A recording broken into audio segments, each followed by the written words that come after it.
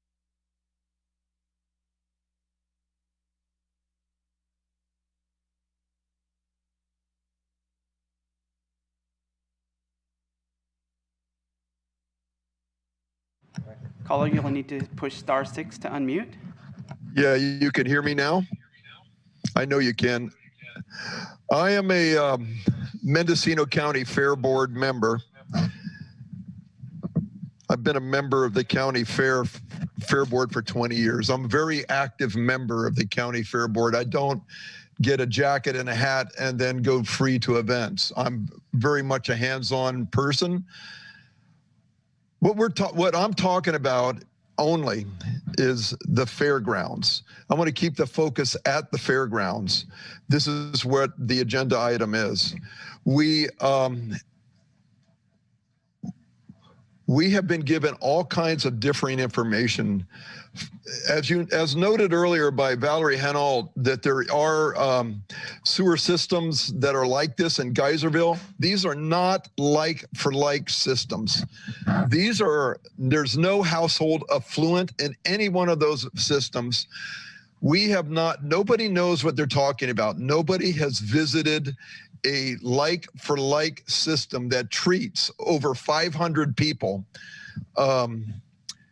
with one of these systems. Dave said earlier that there is one system up in Northern California, Del Norte County. I'm going to go up there and visit that, but that's not happening. The Fair Board has voted this down twice. We have been jumped over by the Community Service District. We've been given misinformation. They're talking about serving households, first of all, that were occupied by 2.7 people. When that was questioned by our Fair Board, they changed it to 3.4. You also just heard a planning department person talking about expansion and low-income housing. We all know that this project will get bigger. It's taking a bigger footprint of our event center. We will lose income. We will lose ground for our events. There's camping going on. And again, I'm just only focused on our fairgrounds, not whether we should do this project or not. And as Jennifer Seward said, once we give this property away, we will not get it back. There's going to be truckloads of affluent taken out of this membrane system almost twice, 3, 4 times a month. But I don't know if any of those figures are accurate given the history of the figures that the CSD has been giving the Fair Board. I see I'm running out of time. Thank you very much. Next up, we have Joy Andrews.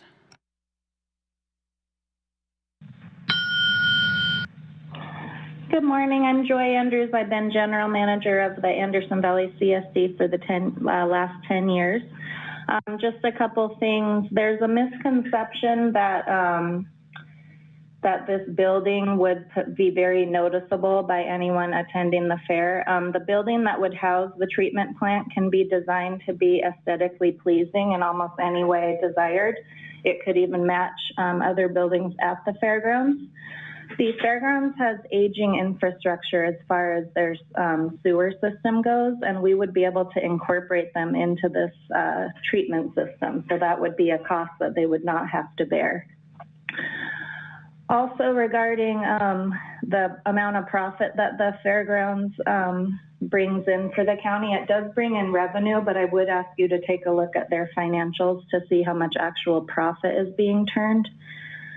And the state will only allow the system to be designed to have an overcapacity of 10%. So we're not going to come in and take 20 acres. We can't do that. The system has to be sized for what it's designed for. And the areas that we're talking about using for the injection fields could continue to have the same uses as they currently do, as our engineer said, for camping and parking. Also, I just want to be clear that we have done lots and lots of community outreach. Over a year ago, we started a standing monthly meeting of the Water Projects Committee. I think almost all of the public speakers today are on that list.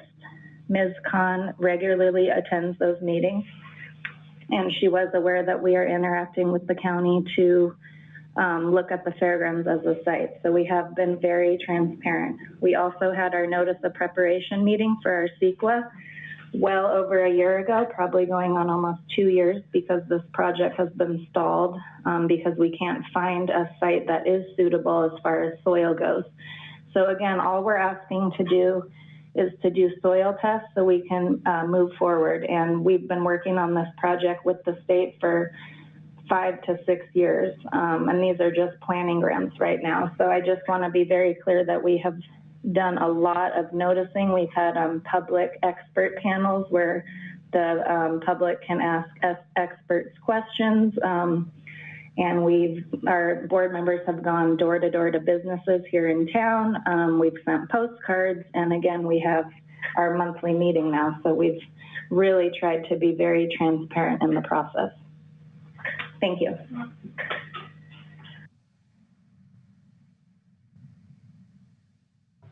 This concludes public comment for this item. Okay, it takes us back to board discussion.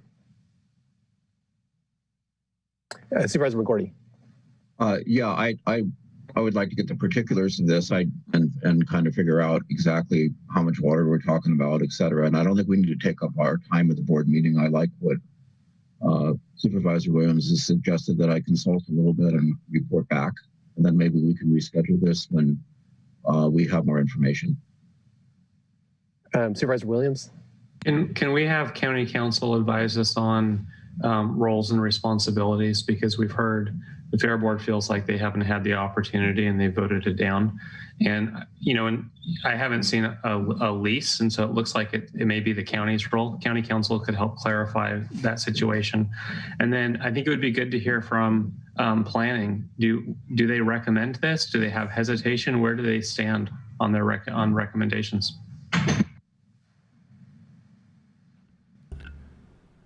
Mr. Chair, would you like me to answer the first of those questions? Sure, go ahead. So my understanding is that this land is owned by the county. The Fair Board is, I believe, a lessee or a licensee pursuant to an MOU between the county and the Fair Board. I apologize, I don't have it in front of me, and I haven't looked at it terribly recently, but my recollection is that the terms essentially are that the county is the landlord and the landholder. The Fair Board is allowed to use the land for certain fair purposes or certain types of, I believe, camping under specific terms and certain events.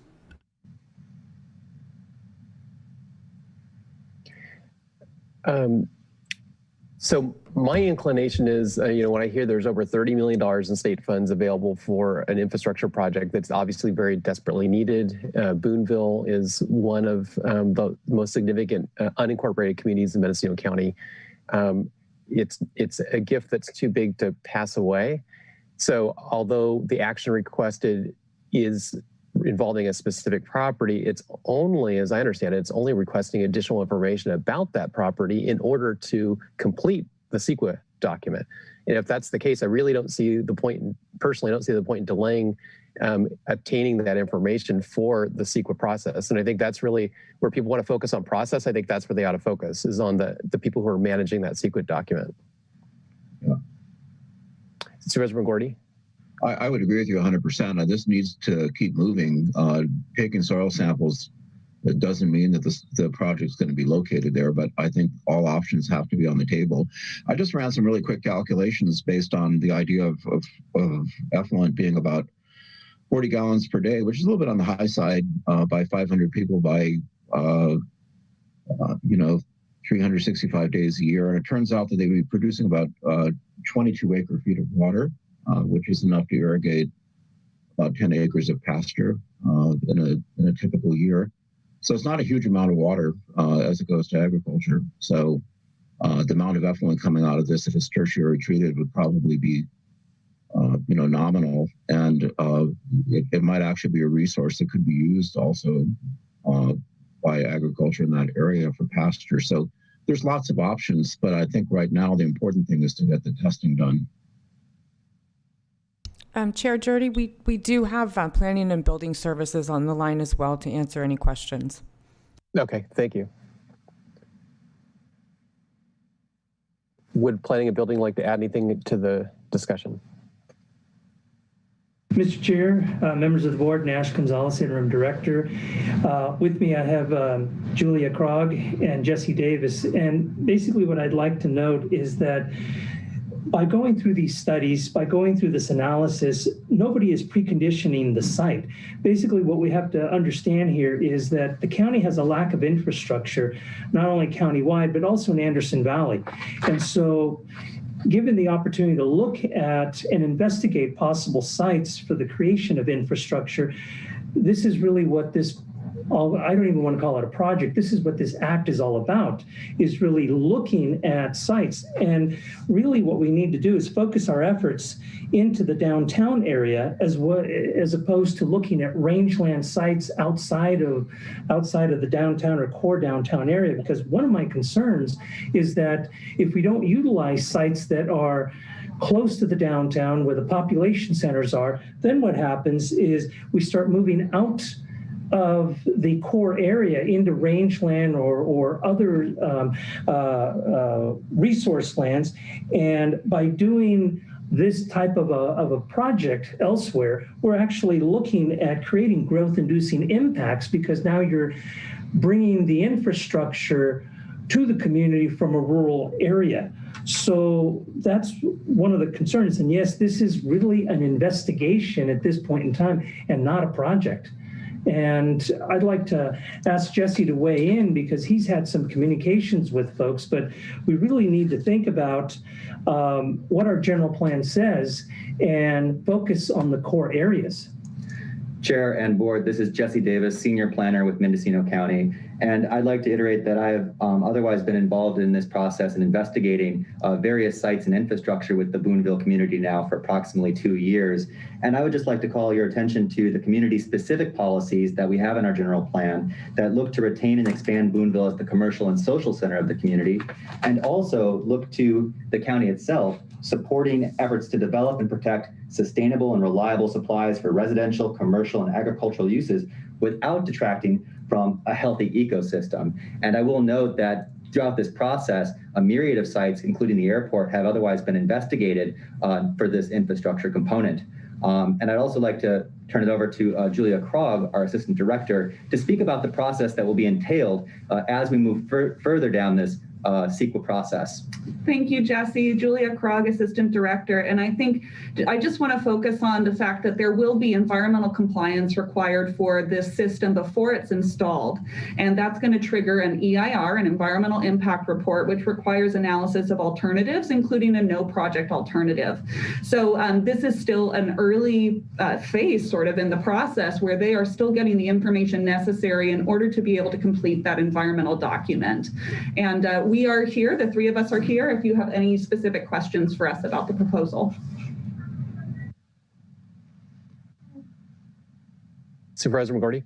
Yeah, just to ask the question, how much, well, first of all, is this are you trying to do a gravity-based system? And second of all, how much water are we talking about treatment?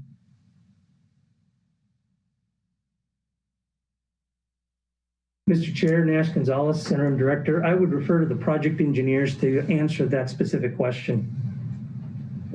We don't have to know that right now. It's just if it was at your fingertips, it would have been helpful, but we can worry about that later. Supervisor Williams. Yeah, so this is local government asking local government for permission to do a soils test to meet their CEQA requirement. It may be that it's not the appropriate site, but I think we still owe it to local government to let them do the test to find out if that's the case. They're looking at multiple sites. A lot of the discussion we're having, I think, needs to come later. It needs to be part of that CEQA process. This is just to give permission to do the soils test. And so with that, I'd like to move the recommended action. Supervisor Mulhorn. Yeah, I'll second that. I think that, I've been following this project for quite a few years, so I suggest that everybody get a subscription to the Anderson Valley Advertiser. This has been an ongoing conversation, so the idea that it is a surprise is surprising to me. So I do think that it's important that we move forward with the testing, and then we know one way or the other what can happen at the fairgrounds. And I don't think that anybody in Mendocino County doesn't know the worth and the importance of the fairgrounds, and the event venue and all of the wonderful things that they provide there. I don't think that anybody's discounting that. I think that all that we're trying to do at this point is really get the relevant documents to find out whether or not we should move forward. So I would like to see the process continue. Okay, if there's no more discussion, can we call the roll? Yes. Supervisor Haschak. Yes. Supervisor Williams. Yes. Supervisor Mulherin. Yes. Chair Jurdy. Yes. And Supervisor McGordy. Yes. The motion carries unanimously. Okay, I believe that takes us to item 5A, discussion and possible action regarding the COVID update.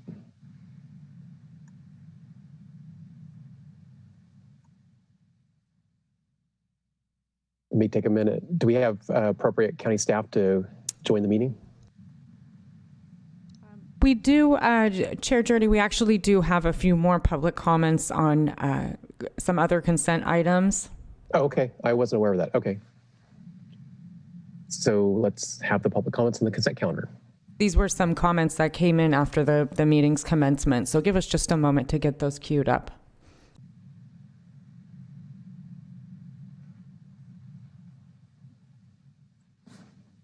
Supervisor Haschak. Yes, thank you, Mr. Chair. Didn't we already vote on the consent calendar? I thought we did. Clerk of the board, did we already vote on the consent calendar? Yes, you did. Okay, but during the discussion, there were some additional comments that came in? The comment request came in after, I'm sorry, I wasn't clear about that. The comment request came in after the vote had already been made. So we now leave telecomment requests open, and these are requests that have come in since the vote on consent calendar items. So it's... Mr. Chair, just to clarify from a Brown Act perspective, if the request for comment came after the item, I don't know that there's a requirement to take those comments as long as there was an adequate opportunity for public comment prior to the vote. I would leave it to the chair's discretion as to whether or not you want to allow these comments and revisit the item. Well, without prejudice, I don't know what the topic is that they're raising, but I think if we create a precedent of having people comment after an agendized item is voted on and then hear it, we could never end our meetings potentially. So I think we need to just move on. Chair Jurdy, my apologies. I'm being told that a couple of these requests may have come in before the vote was made. Okay, well, in that case, then let's hear it. On the line, we have Monique Ramirez.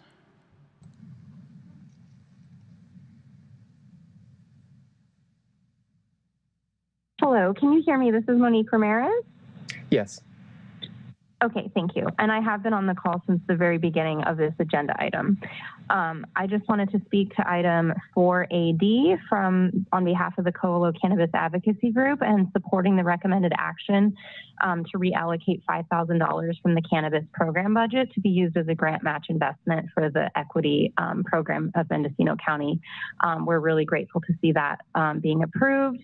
And we also want to highlight that there needs to be more discussion around the eligibility requirements. We've raised this before and we feel like more discussion needs to happen. So we'd love to see a future agenda item to dive deeper into the requirements, especially under the income eligibility part of it. Right now it's standing at $24,500 for a single household applicant to be able to apply under the very low income scale based on 2020's financial returns. And we believe strongly that the basis for qualification for the equity grant funding should be a demonstrative impact from the war on drugs and not the income earned in 2020. And we also really want to see the board talk further about, and maybe look into this with GoBiz, about members applying as a cannabis cooperative and also for communities coming together to petition for a cannabis appellation. We know that the money for that is extremely expensive, and it's unclear the way the the equity program is designed if people will have an opportunity to apply as an entity or a conglomerate of community members coming together for these funds, especially if they can demonstrate that their region or area was impacted by the war on drugs.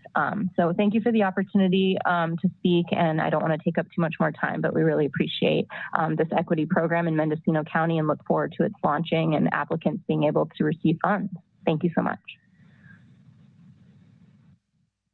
Next, we have Gabriel Maroney.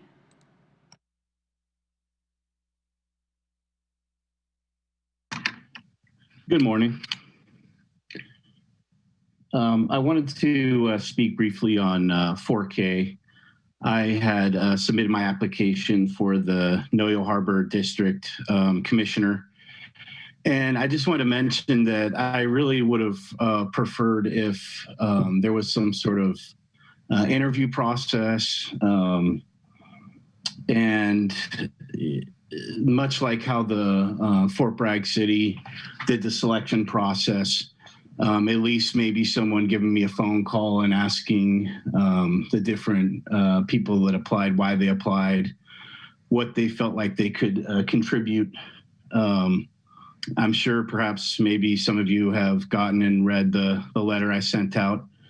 But I think this is a very important position, and business as usual might not always be the best way to go. It's not always the best thing just to pick someone that knows the fishing industry, but maybe perhaps someone that doesn't have conflicts of interest and has a bold vision, such as myself.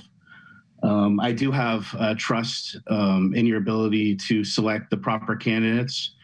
However, I did want to push back a little bit and say that I really didn't understand the process, was never really given a phone call or any opportunity, in my opinion, to self-advocate, and also the strong support that I had from city representatives for them to maybe advocate for me as well. And, perhaps those conversations were done individually. However, again, I just wanted to point out that I think it's better to have a more transparent process, such as having all the candidates perhaps be interviewed, in the public, if not in the public, interviewed at all in some capacity. Anyway, I really appreciate your time, and I just want to express that. Thank you very much. That's all that we have for this item. Okay, thank you. Mr. Chair, if I may, I just would suggest retaking the vote. Under the Brown Act requirements, the public comment should come before formal board action. So just in abundance of caution, to make it clean, I would suggest retaking the vote on the consent calendar. Okay, Supervisor Mulhern. Chair Drudy, I think you're really going to enjoy working on the General Government Committee with me. I am wondering if we can also refer to the General Government Committee clarification on the way that appointments are processed, and also possibly come back with a recommendation to the full board on that process and opening it up for more applicants as appropriate.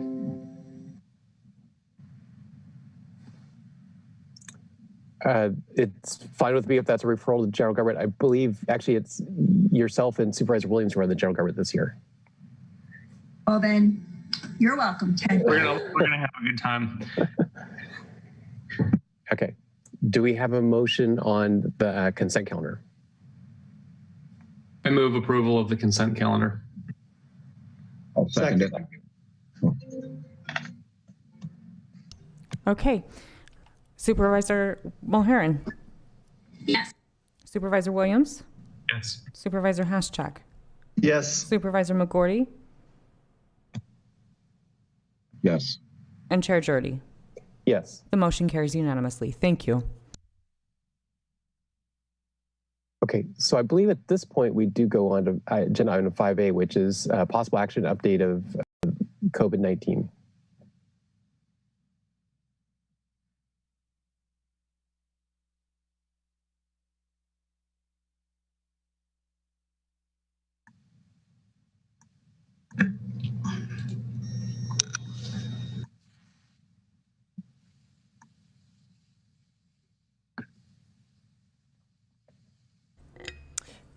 Good morning, Mr. Chair. Janelle Rao, Deputy CEO. While staff is gathering, we do have Dr. Corin, Becky Emery, and the rest of our staff ready to answer board questions. I'll ask that Dr. Corin go ahead and start us off with an update. Thank you. Thank you. Chair Jurdy, the rest of the Board of Supervisors, and Deputy CEO Janelle Rao. This is update at this point. We'll start with the data from yesterday. The USA coronavirus deaths are now over 420,747, which is up 20,000 in 5 days. In California, the cases are 3,136,158, and the deaths are 37,118, approximately 320 in a single day. Here in Mendocino County, as of yesterday, our average daily new cases was 22.86, and today was 23.57. There's a little bit of variation, but our newly hired epidemiologist says that it is expected we'll stay between 20 and 25 average daily new cases per 100,000 population for the next few weeks. Our 7-day positivity rate currently is 7.03, which is an increase and probably reflects at least some that there is less testing due since the holidays. Our total cases are now 3,277, of which the Latino population accounts for 1,669. These numbers have decreased considerably from 2 weeks ago. It gives us a sense that there is a decrease, and that's confirmed from statewide data that the huge peak we had after Christmas and New Year's seems to be turning the corner. That was a very severe surge, and we're very hopeful that it'll continue to decline. Currently in isolation in Mendocino County are 156 people, and quarantined are 256 people. The deaths now number 36. In the hospital, we have 16 on med-surg, 2 in the intensive care unit, and of these, 3 have been transferred from Lake County and 1 from Tulare County. 2 Mendocino County residents are out of the county. In the last report, we mentioned the regional stay-at-home order, which would be triggered by staffed ICU bed availability. And as of Monday, the regional stay-at-home order was removed. So nearly all counties are with us in Tier 1 purple tier, and there are no current restriction changes. The causes are still predominantly community spread with gatherings, failure to mask, social distance problems, and hand hygiene. There continue to be some small outbreaks. The large outbreak in the jail is coming under control. We actually thought it was winding down, but on January 24th, 1 new case was uncovered. There's 1 board and care home in Willits that has 2 people involved, and in Round Valley, there are 2 houses that are involved, and Round Valley Indian Health and La Alianza are coordinating efforts to get that mitigated. Testing exposes silent spread of this virus and allows us to contact, investigate, and trace, and actually mitigate potential outbreaks.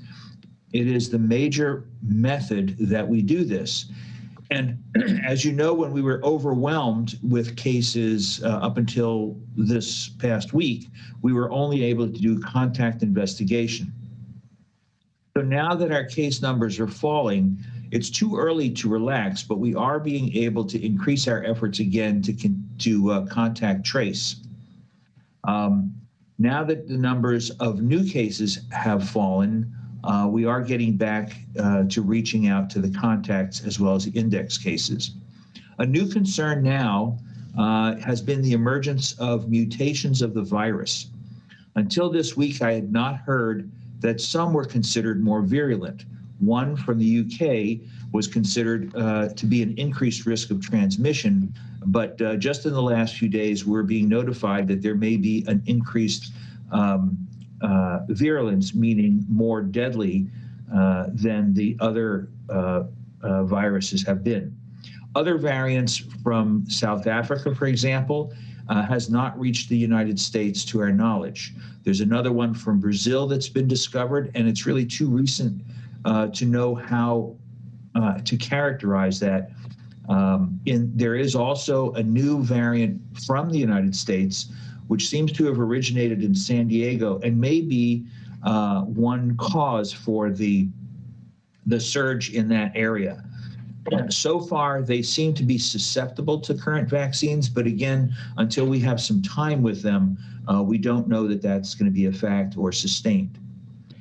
Vaccination in Mendocino is going very well. We're getting out the vaccines quickly with about 11,000 people being vaccinated in our county. That is about 14% of our population over 18 years old, which are the only ones eligible at this point for any vaccination. We have vaccinated almost 70% of our school staff. I believe that this is due to our partnering with all of our people in the county to get through this pandemic. At this time, the hospital and their clinics are focusing on vaccinating those people over 65 years old, including those who are discharged to go to nursing homes or who are discharged and over 75 years old. For patients whose primary care providers are not vaccinators, Dr. Chan has spoken with them, and we are working on a plan for those providers to refer all of their eligible patients to vaccinating providers. We have worked with our 6 clinic partners and the city of Ukiah who are focusing on their communities. The county health department is focused on vaccinating those with occupational exposures, schools, for example, to prepare for school opening, and agricultural food service workers, since they are very exposed and represent a high percentage of Latinos, which have been very much affected in our community. The county has been improving upon our SAFE model for mass vaccination events, now scaling up to 200 to 300 at a time at each event and having several per week, and plan to continue to do this. Recently, the National Pharmacy contract that was made with the federal government has been entering our community, and the pharmacies have completed vaccination of 4 skilled nursing facilities. They have yet to make a significant penetration into our long-term care facilities or residential care facilities. The vaccination supply is still the major challenge here, statewide and nationwide.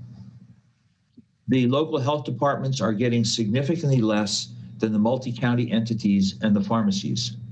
Recognizing that, the California Department of Public Health has developed a new formula to allocate a slightly increased amount to the local health departments to compensate. But varying amounts week to week and small quantities make it difficult for the county and the clinics to notify employees and volunteers to be available to work at vaccine events for qualified eligible patients. I want to send a message for those who are vaccinated out of turn due to volunteering efforts or due to leftovers. We need volunteers. Please come back. You are protected, and you need to help protect the rest of our community now. The state is considering changing from the equitable framework to an age-only based approach. There has been considerable pushback, and the California Department of Public Health is meeting now to consider formal recommendations. Mendocino has been doing well with our current medical providers focused on senior populations and healthcare workers, while the Department of Public Health focuses with our partners on our communities based upon employment risks outlined in the current tiers. So I want to remind everyone to have patience. We don't want elderly people waiting in long lines and possibly exposing themselves to the virus in order to get a vaccine. We've been doing this by we've been giving vaccines for just over a month, and we're now giving some their second doses. It is estimated that it won't be complete for this phase until the end of May, depending upon supplies. During this rapidly changing vaccine rollout, clear messaging is a major concern. And for the details of our vaccine events and messaging improvements, I will now turn to Adrienne Thompson, the manager of our vaccine program. Good morning, supervisors. Thank you, Adrienne Thompson, vaccine program. So to date, we've held just over 14 vaccine clinics. Those are sponsored through the county with Fairgrounds and also with City of Ukiah. We had one there January 4th, as well as January 12th and January 15th. And we have 3 more vaccine events scheduled this week at the Fairgrounds here in Ukiah. We've completed just over 6,700 first dose vaccines. And as of today, we've completed about 350 second doses. Tomorrow's vaccine event is scheduled to be all second doses of Pfizer, so we expect those numbers to at least double. We are desperately trying to get our website caught up and up to date. So if you check the county's webpage and our COVID section and then the vaccination tab, we're trying to make that more user-friendly. We're adding buttons for the public so they can go straight to vaccines or straight to the scheduled events and find those items. We're working on a Sign Up Genius page right now so that when we go forward with these events and we target those groups of individuals, we can let them know, for instance, teachers or in-home health support workers or food and ag, this event is for you. There are restricted questions where you do need to verify that you work in those fields to qualify for your tier, and that'll be checked at the event itself. But we hope to roll that out soon in English and in Spanish. We'll try and do press releases. There are text notifications and email notifications in the system. So we're doing our best to get the message out to the public and how these vaccination events can be rolled out to the community. For those we know that may be off the grid here, there are elderly people who only have phones. We've discussed flyers and leaflets throughout our community. And we're working on creative ideas to make sure that everyone knows that we're available and trying to answer questions the best we can. We thank our partners, as Dr. Korn said, our 6 clinics, the City of Ukiah, MedStar, NCO, Supervisor Williams, and Mulherny. You've been a huge help to us. Our collaboration with our teachers at the Fairgrounds, Jennifer Seward. Just a great thank you to everyone out there. And I'm available for questions unless Becky has anything she'd like to add on. So I'll summarize at the end of this presentation. The holiday surge may be winding down. Everyone is weary, but we must continue our non-pharmacologic interventions. Virus mutations have been discovered which increase transmission and some virulence. So far, none are showing resistance of a significant nature to the vaccines we have, but that would be another threatening change within the virus itself. So there are lots of unknowns. On the bright side, Mendocino is getting the vaccines out safely and as quickly as possible. Our testing efforts are paying off. Please keep testing. We can increase our contact tracing. And I've started working again closely with our education partners to get our orders consistent with the state and open that part of our community up for the health of our children. A reminder that even after getting vaccinated, everyone should continue masking. It is still important to keep your social distancing, avoid gatherings, and wash or sanitize your hands often. And with that, I will stop my presentation and also be available for more questions. Okay, do we have any board member questions or comments at this point? Supervisor Williams. Other than supply of the vaccines, is there anything holding up larger scale vaccinations? That's the main obstacle at this point. I think we have our partners aligned and ready to roll out their own clinics. We can do it at the fairgrounds, and we can expand the access to people. We just simply don't have the numbers of vaccines to give. Any other questions at this time? Supervisor McGordy. So Dr. Corin, what is the status of other vaccines in the pipeline like AstraZeneca and Johnson & Johnson? How soon are they likely to be online? They have to go through the FDA for emergency use authorization. There are 2 of them in the pipelines in that regards, and we're hoping that in the next 1 to 2 months, one or both of them could be approved. As you know or may not know, Johnson & Johnson would be the first single-dose vaccination, and that's really well. We're waiting for that because the complications of having to schedule second doses, sending out amounts of vaccines, it really changes when you have a 1-dose vaccine. Supervisor Hashak. Thank you, Mr. Chair. Dr. Corin, earlier in the pandemic, we were looking at the Hispanic rate of being over 60%. And with the numbers you just gave, it looks like it's around 51% now. So what do you attribute that to? It's a change. I'm not sure that it's that significant of a change, but clearly our outreach to our Hispanic neighbors with better Spanish language, with outreach using our promotores, working with other members and organizations in the community. And I think in general, seeing that the vaccines are not harmful to get over vaccine hesitancy, I think that's improving.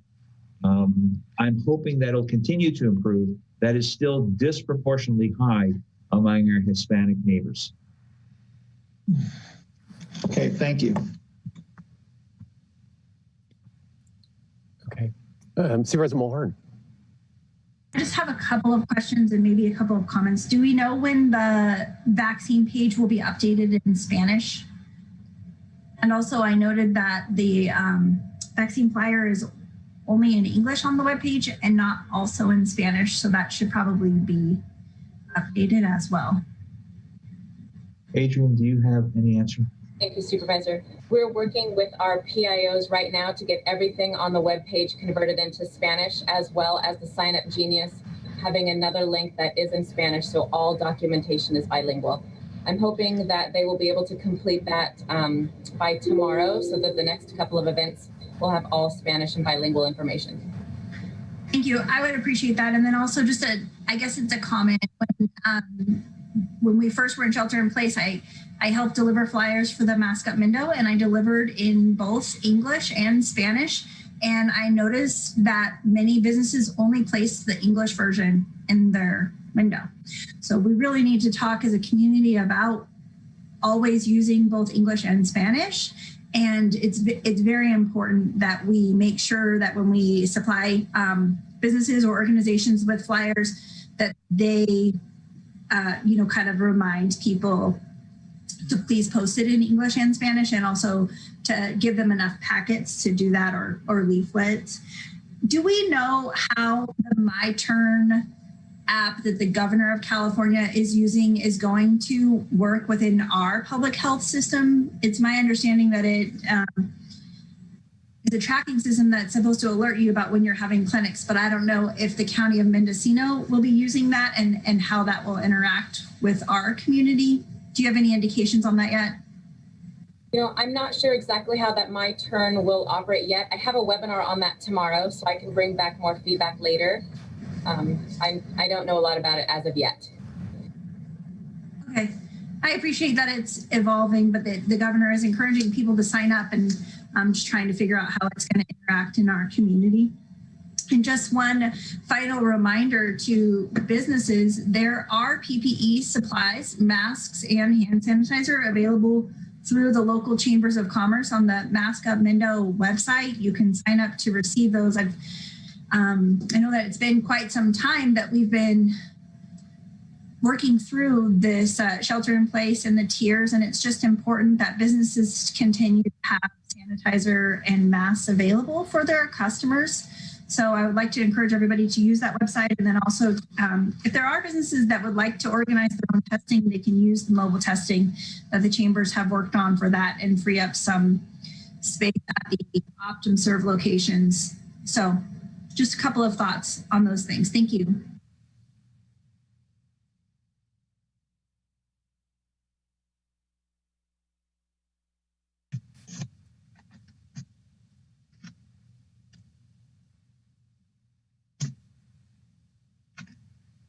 Okay, Dr. Corin, since no one else has talked.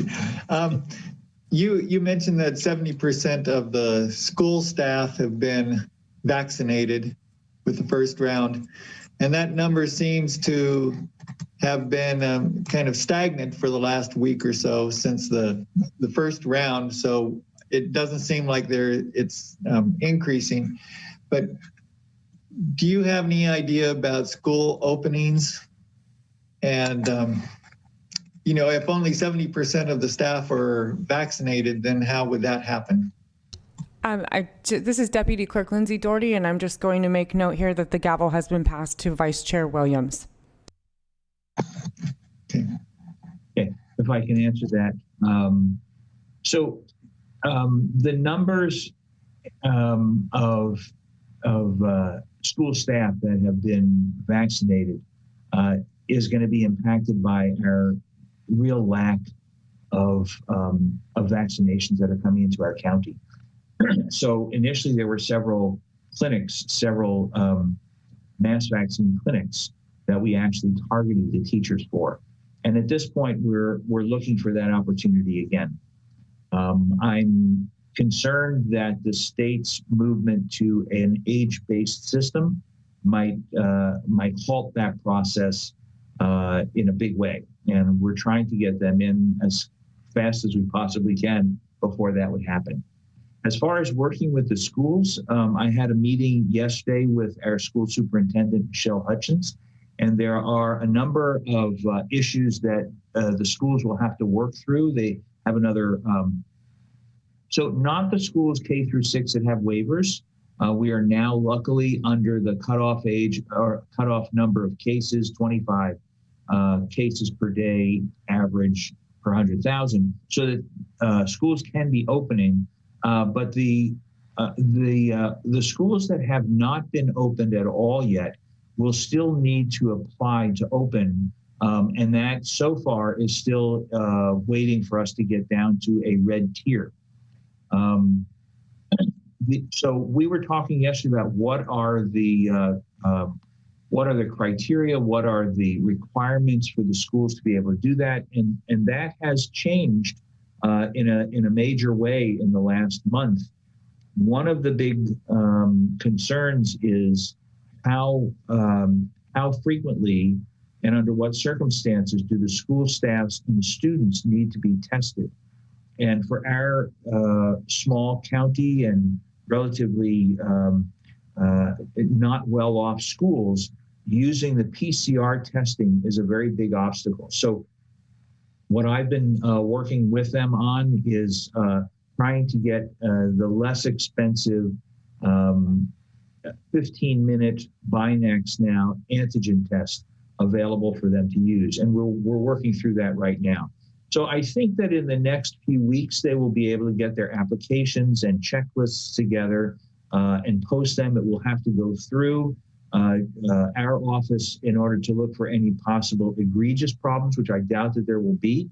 Having reviewed plans during the fall, we've got a very good staff and they're working on it. And then it would go to the state level, and we're really not looking to hold people up, but we do need the checklists and the site preparations to be complete, along with the testing requirements.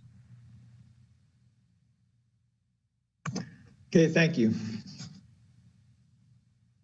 Any further board comment?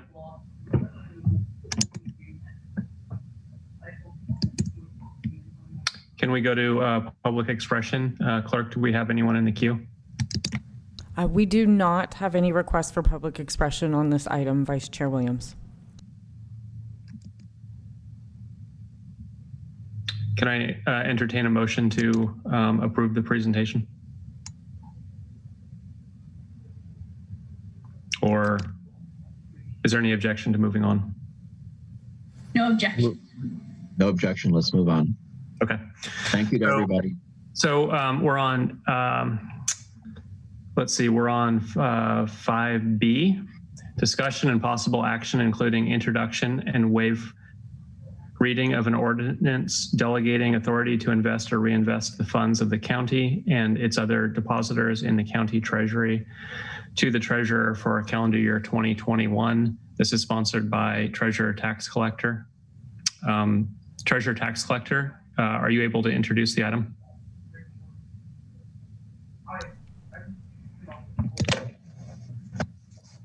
Hi. Board, and I want to welcome the new board members. I haven't had a chance to do that yet. So as a direct result of the Orange County investment issues and subsequent bankruptcy, it is mandated that the board delegate the authority to invest and reinvest the funds of the county on an annual basis. So I'm before you today asking that or recommending that you adopt the ordinance in your packet that delegates the authority to invest the funds of the county and its other depositors to the county treasurer for the 2021 calendar year. I'm back in the meeting. Do you want to take over? Yeah, fine.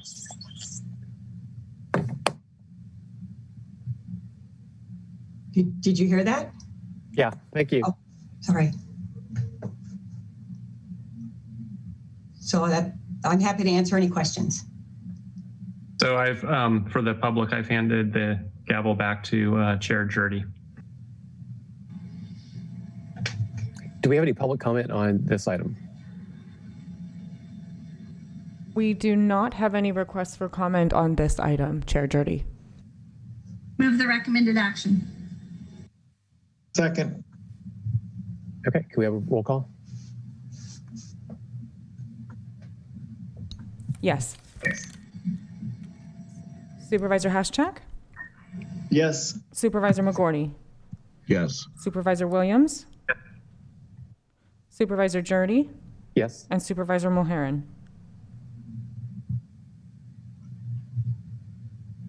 Supervisor Mulherin? Yes. Thank you. The motion carries unanimously. Thank you. Okay, that takes us, we have item 5C would be next, but I think it being 10:30, I think we should take a 15-minute break and we'll come back to item 5C. What time are we coming back? Yeah, 10 or 15. That would be at 10:45. Thank you.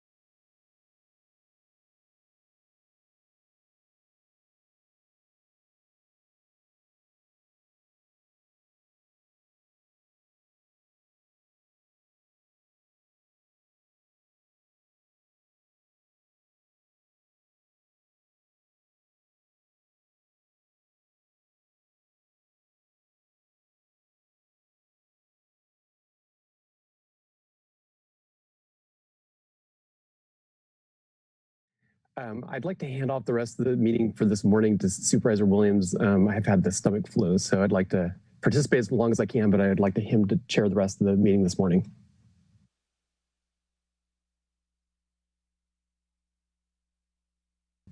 All right, so let's see, we're on to item 5C, discussion and possible action, including introduction and waive first reading of ordinance, adding chapter 2.39 to the county code, creating a public safety advisory board. And this is sponsored by County Council. Thank you, Mr. Chair, members of the board. So last year at the September meeting, the September 1st meeting, the Board of Supervisors gave me a direction to go ahead and to craft an ordinance and otherwise come up with a basic legal structure for a public safety advisory board. The draft in front of you reflects the terms that were in the proposal at that time in that agenda item and that were approved by the board.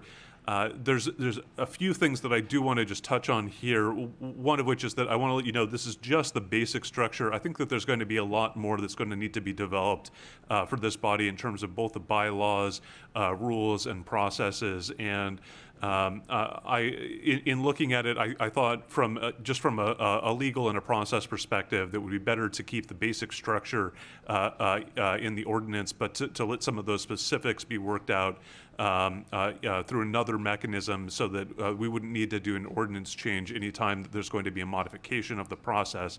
I do, however, just want to highlight some issues. One of which is that I'm anticipating that there might be some meet and confer issues that might pop up in terms of the specific rules. In terms of how this is structured at the moment, I don't know that there's any issues there, but before certain parts of it might be implemented, I think we're going to want to be working with Human Resources and LCW. In the event that any of the processes end up changing things related to the terms or conditions of employment of any peace officers within the county, there would be potentially an obligation under the MMBA to go ahead and meet and confer with their bargaining units first.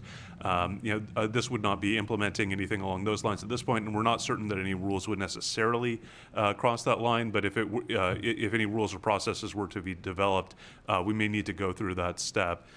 So one of the reasons I'm saying this is I want to let the board know that my intent here is to be spending a bit more time working with this body and working with the board on any bylaws, any resolutions, or any processes that might be developed, because there are a number of unique legal issues that come into play when we're talking about not only dealing with an issue that might impact county employees, but specifically dealing with public safety. There are some specific statutes related to some of the processes for investigation, for example, of things related to public safety officers. There's the Public Safety Officers Bill of Rights, and the legislature has also put in place a number of statutes to deal with things like citizens' complaints. And we'll need to make sure that as broad as this is and sort of as vague as this is, that some of the specific terms and the specific processes are drafted in a way that are consistent with statute and may go through required processes in advance. To that end, I also just wanted to let the board know a couple of things. First of all, I found a typographical error. My apologies, but under section 2.39.060 limitations, the last sentence of the first paragraph, in no event that the Public Safety Board shall be authorized to, that's actually a typographical error or a Scrivener's error. That should read, in no event shall the Public Safety Advisory Board be authorized to. And then I also wanted to let the board know there are a few areas here where it talks about interface between the Board of Supervisors or between the Public Safety Advisory Board and the Sheriff's Office. And there, I believe that this was drafted, and the recommendation that the board had previously approved was sort of drafted with that in mind, but I don't want to create any sort of false expectations. So, for example, there's a discussion in the ordinance of nomination of a member to the Use of Force Review Board. That would not be appointment. I don't know that because of the constitutional division of powers between the sheriff's office and the board. I think that the board or the Public Safety Advisory Board could make a recommendation or a nomination of potential candidates on that process, but they would still need to clear the normal background process, and they would still need to comply with whatever the policies or processes are if they're going to be appointed by the sheriff or the undersheriff or whoever the appropriate authority is to go ahead and participate in that process. So I don't want to create a false impression that this is a right to appointment on an internal body within the sheriff's office. This would, as I understand it, this was a product of some discussion among the ad hoc and the sheriff's office, but it's a nomination, not an appointment. And then additionally, while it contemplates that the sheriff's office would have a role in this body, as with any other body that the sheriff's office has a role in participating in, I don't know that the board can compel that participation. It's more an opportunity for cooperation and for allowing some interface. And I know there may be some questions regarding how some of this may all work out, and I think that we'll need to hammer out some of the specific, again, bylaws, policies, processes, and because of the unique legal issues, I would spend a bit more time than normal to help navigate that. Any questions from the board?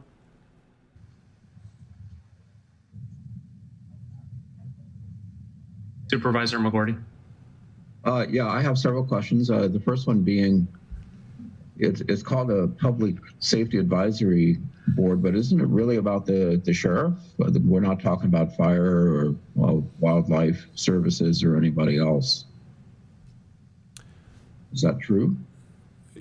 I might let the ad hoc speak to that first. This is focused on county law enforcement in particular, but since I'm drafting the structure here, but I think that the ad hoc might be best equipped to be able to speak to their vision for it.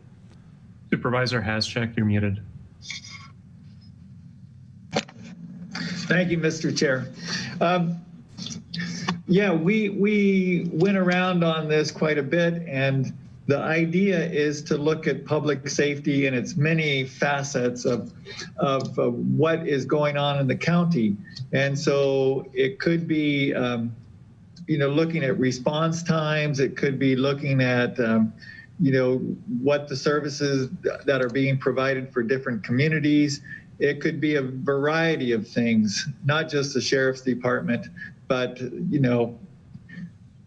how is the mental health and the sheriff's department working together, to provide appropriate services for people? So we wanted to look at all those kinds of issues that compose public safety, not just the sheriff's department. Yeah, I wasn't quite certain based on the language where the focus would be. The other thing that I thought was odd was that you say that you don't have to be a resident to be a member of the committee, and it seems like we're talking about community policing as being part of the reason that we would want to have an ordinance like this, and I'm curious as to why that was included. Where are you reading? County Council, could you respond to McGordy's question? Yes, so that looks like that's the bottom of the page one, that members of the Public Safety Advisory Board need not be residents of Mendocino County or any particular supervisory district. Candidly, I don't actually recall whether that was language from the recommendation of the board or whether that was something we might have taken from another template.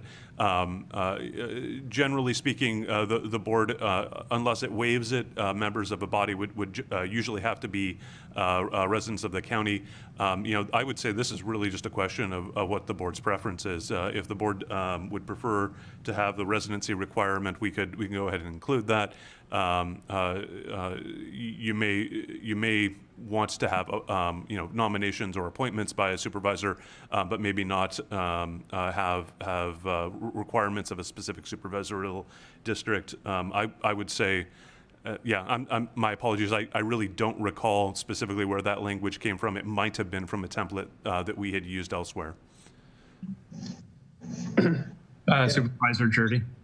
Yeah, just briefly on the issue of the name, Sheriff Kendall could add to this, but we were also looking at the names of similar committees in other areas. So, for example, the City of Fort Bragg has a public safety committee. So, and occasionally they have someone who's not a city employee, but in the public safety arena attending and helping out with those meetings. Supervisor Haschuk. Yeah, as far as the not being a resident, I don't remember that discussion at this point. I do remember that, you didn't have to be of a particular supervisorial district. And we did talk about that. If one person didn't have anyone from their district, they could pick another person from someone else's district. So, so I don't know about that resident. Do we have a majority of supervisors wanting to strike the residency? Yeah, I would make a motion that we have it so it's Mendocino County residents only. Yeah, so let's hold off on the motion until we go to public comment. But it sounds like there's majority support for making that change. Any other supervisors before Mulherin? I just had a question, and I apologize for not following this more closely. So I don't understand why it isn't including more public safety besides just the sheriff's office. And I would imagine, because I'm coming from City of Ukiah, which has the Ukiah Police Department, they have a board that does also have public members that review use of force cases or anything involving an officer. So I'm not clearly understanding the difference between the intent of that board and this board and what their function would be. Can they ad hoc answer that? Supervisor Haschuk. Thank you, Mr. Chair.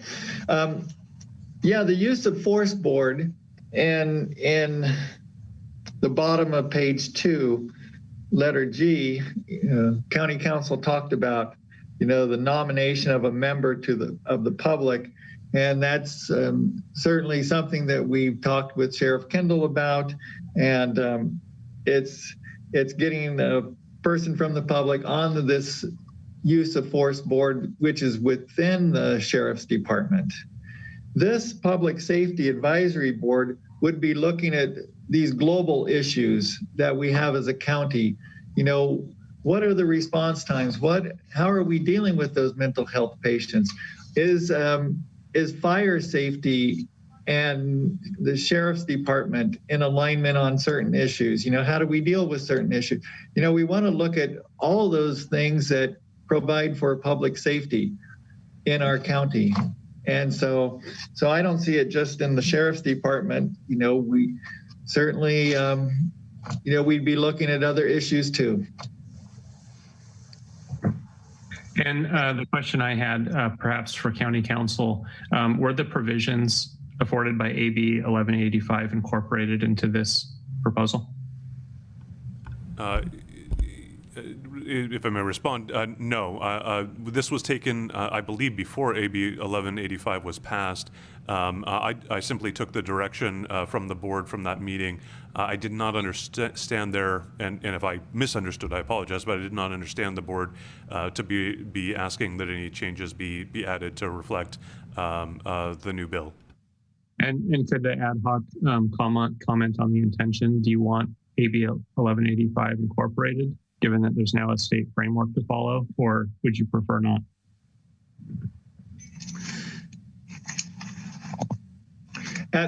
At this point, I think we should just go ahead with this ordinance. And, I haven't discussed with County Council. Supervisor Jurdy and I haven't met about this AB 1185. And so I think that the best route forward is just to get this Public Safety Advisory Board in place, and then we can look and see how it might jive with what the conditions are of AB 1185. Okay, can we hear from Sheriff Kendall before we go to public comment? Through the chair, thank you. We worked pretty hard on this. This came out prior to 1185. I do believe that we should start looking at what the provisions are within 1185. But one of the reasons why we were looking at this more globally is there are issues that affect fire, behavioral health, things like that, that I think the sheriff's office should be putting eyes on, and we should be bringing more people to the table. When we have a water tank drained in August that feeds a municipal water area, but we find out that it's been drained due to, illegal marijuana activity, that affects fire. We should be hearing about those things. We should be dealing with those things. Response times with our ambulances, we've had to make some changes about the way that the sheriff's office responds to be able to keep the ambulances available in the county. At one point in time, we weren't going out to coroner's cases until the decedent was actually pronounced at the scene. And now we're sending out these deputies at the same time that the ambulances go out due to that sudden need for more ALS and BLS ambulances. It's those types of things. It's that house in a neighborhood that's been abandoned that nobody can seem to get dealt with, and there's drug activity and possibly arson that could affect neighborhoods. It's all of those things where we've got a part in it, and I think that we need to take an active approach to it, to working with behavioral health, to working with fire districts, to working with building and planning. There's a lot of different things that go into this when we think about public safety. Supervisor Haschek. Thank you, Mr. Chair. I'd just like to make a couple comments about Mark Scaramella's letter. And he talked about that we should be tracking the 5150s. That's a good idea. And I think that that's something that the committee would be able to do. And then the public report and the frequency of that, that's something that the committee will figure out what the best way of reporting to the board or to the public. A big part of this is communication with the public. And so how do we make that communication link stronger than it is now? And then the use of force board we already discussed. So I think that those were some points that were good. McGordy. So I was curious about also the how it fits into sort of the existing structure of like the grand jury and the supervisors. I see the link to the supervisors. Basically, we have a member in there on the public safety oversight board, but grand jury, if the grand jury has comments that about anything going on in public safety, is it just random, or is there a connection? Or I'm just wondering, kind of inside of the ecology of public safety here in Mendocino County, how that fits. That's for the ad hoc. If I may respond just briefly, Mr. Chair. Go ahead. Thank you. So to speak to your question, Supervisor McGordy, this wouldn't supplant or replace anything with respect to the other processes that already exist. And to give just the board and the public a little bit of a sort of a big picture context, I actually think that Supervisor Mulheron's comments in comparison to the city was actually helpful to sort of understand how the structures and the ecosystems here can operate a little bit differently. One of the things that's sort of different about the structure of county government as opposed to cities or other local political entities is that we do have sort of a diffuse division of responsibilities and powers that doesn't all answer to a single body such as the board. While the board has a lot of oversight roles, we have a constitutionally elected sheriff, an elected district attorney. We have heads of certain law enforcement agencies that are essentially subject to sort of or directly accountable to the voters, and there's sort of I would say, a deliberate separation of powers, for the purposes of having a certain amount of checks and balances within the structure of county government. The grand jury is part of that as well, and that's an intent to have a separate mechanism that is not subject to the board's control or direction, to be able to go ahead and to review issues and to report out to the public. So nothing that the board might do here in terms of creating the structure would eliminate the role of the grand jury or in any way take away from that. By the same token, some of the processes internal to the sheriff's office or internal to some of these agencies, including use of force review, may not be they may not. I mean, they may adjust a little bit to sort of a change in the ecosystem, but they may not be fundamentally altered by the passage of this ordinance. Well, there's a contemplation that the board will nominate a member to the use of force review board, for example. That's not an indication that, as structured, this ordinance would attempt to sort of overtake that function or even duplicate it. I hope that answers your question.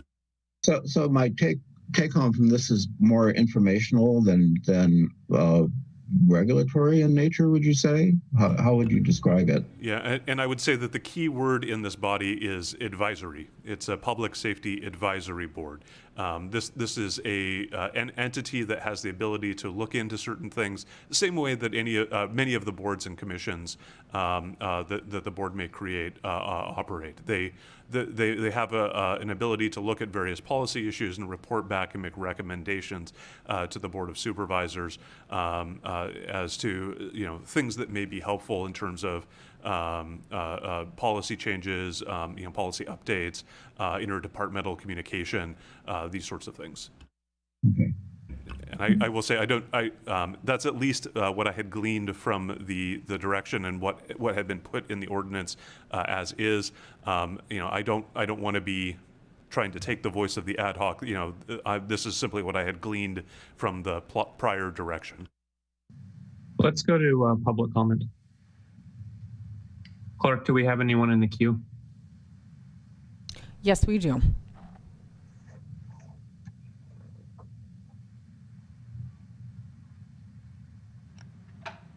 On the line is going to be Anthony Adams.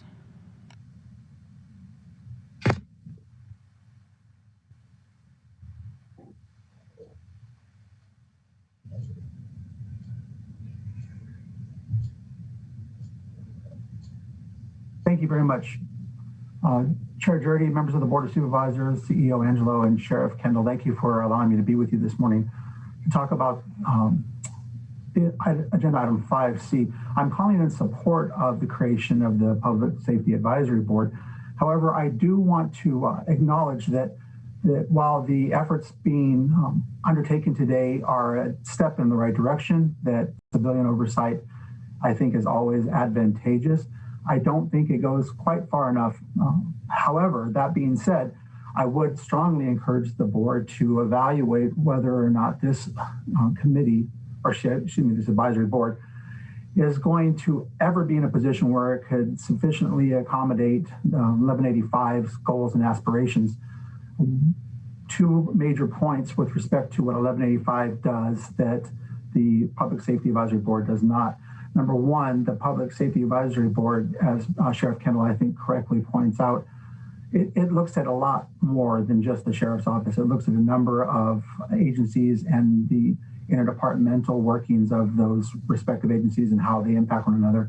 And those are all things that I think we want to see and I think are advantageous for the development of a more cohesive community response to emergency matters.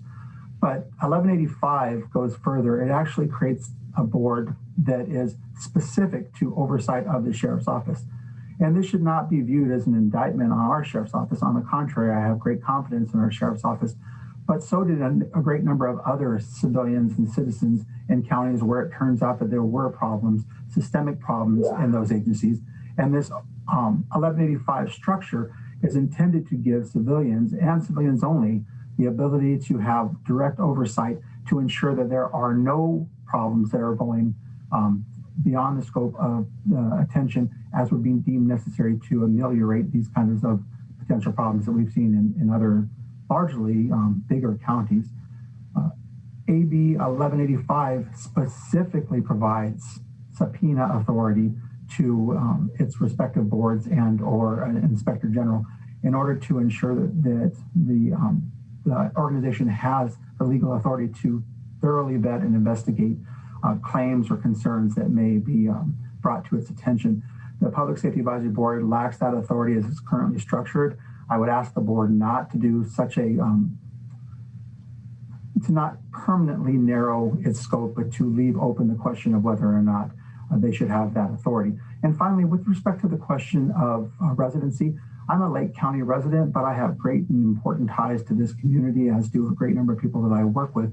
And I would hope that we would not be precluded from the ability to serve on something like an advisory board when there are elected members who still represent their respective interests. Thank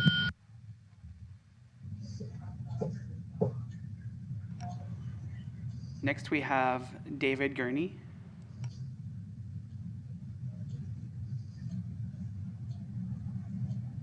Can you hear me? Yes. Okay. I feel like you're getting off on the wrong track right off the bat, because AB 185 specifically says the creation of a sheriff's oversight board, and you're already calling it a public safety advisory board. And there is a big difference between oversight and being an advisory board. And I would suggest you correct the language on that immediately.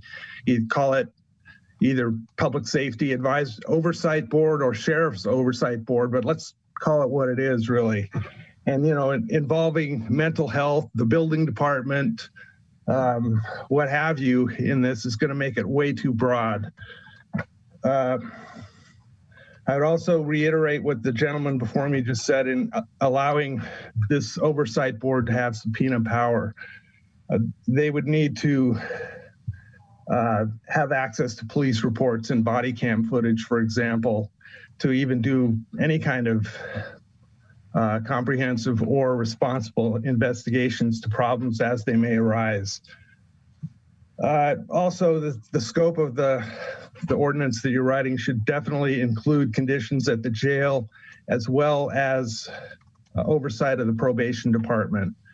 I think throwing the district attorney in there is also way too broad, but I think there's plenty of issues for this oversight board to deal with without involving every other issue that's going on in the county that contributes to law enforcement problems.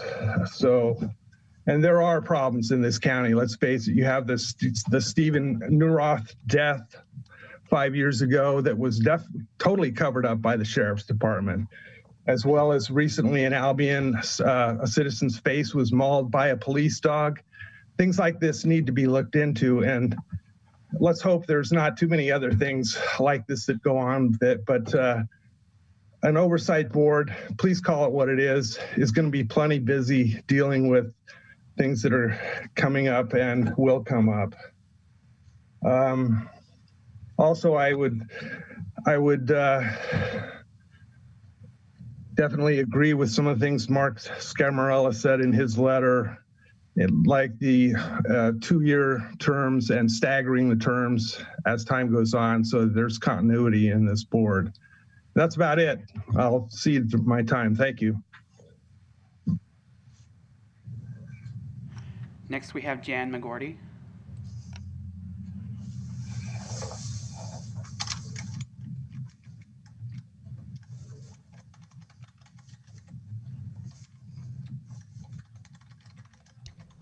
Mrs. McGordy, you are on the line.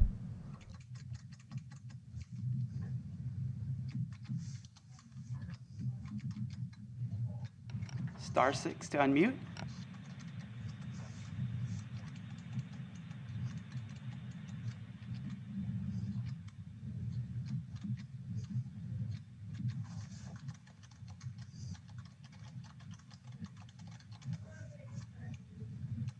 Ms. McGordy, are you on the line? Perhaps we could go on to another speaker and come back to her? She's the last one. Okay. Hit *6 to unmute. Make sure your own phone is unmuted.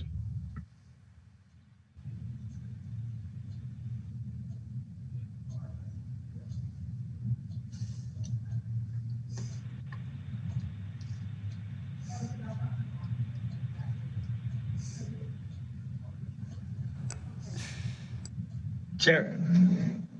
Go ahead. Chair Williams, Yeah. if I could just make a comment about the Mark Scaramella's comments about the continuity issue, is that our feeling with the committee that formed this was that if we had each person for a 1-year term, then the continuity would be by that supervisor reappointing that person. And so that would create continuity. And so in a best case situation, supervisors in for 4 years, and they'd have a person on that board for 4 years if they so desired. So that's a continuity that we would see, is just the appointment at the discretion of the supervisor.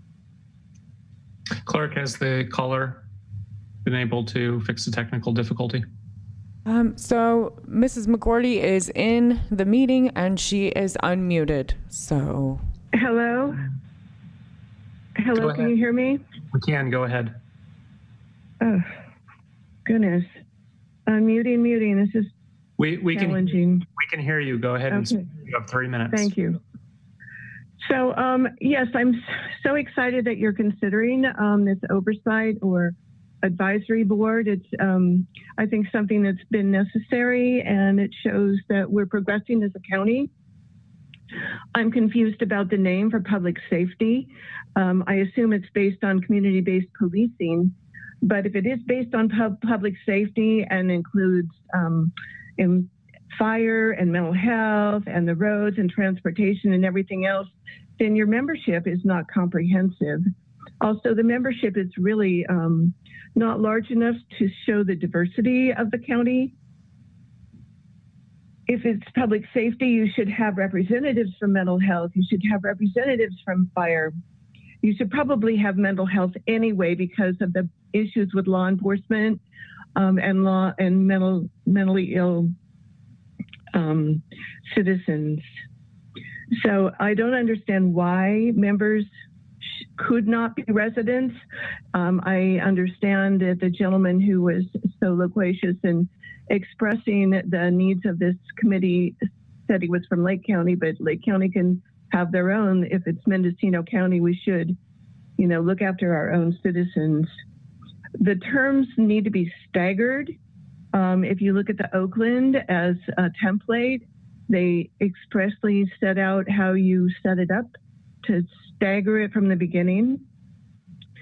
And also the duties and limitations are obviously limited to law enforcement. So I don't understand, if it is public safety, why the duties are only focused upon law enforcement. Finally, you say that they can offer recommendations to the Board of Supervisors. So I think you need to establish a process to get recommendations to the Board of Supervisors, since my experience on the Behavioral Health Board showed that all of the recommendations that I presented to the board during public comments, since we didn't have a method of addressing the board properly, were never focused upon by the Board of Supervisors. So at any rate, I think this is a great idea. I think it's a good start. I think you need to go back to the drawing board and make it more specific and outline what you're truly intending. Thank you for your time. Thank you. Clerk, is that the end of public comment? Yes, that concludes public comment, Vice Chair Williams. Let's bring it back to the board for any further discussion before we entertain a motion. Go ahead. I do find the language of any county department is incredibly vague. So,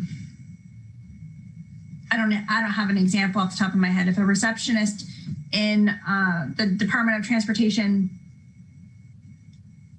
does something that requires a complaint, is this board going to be looking into that? Or is it only truly public safety? And if it is truly only public safety, I think we should list out those departments and be very clear about what their role is. So I'd like to add my own comments. I agree. I think that the language is too broad. The ad hoc worked very hard on this, and perhaps we didn't give quite as much direction as we should have, not realizing that the governor has signed AB 1185, I think back in September. But one of my worries is we have a behavioral health advisory board, we have a health and human services advisory board, we have Measure B. There's a lot of overlap that I think may lead to conflict. And frankly, a lot of my hours have been put into cleaning up where we haven't followed state frameworks. And so I would rather, given that there's a framework in place by the state, I would rather try to align to that or have a good reason not to.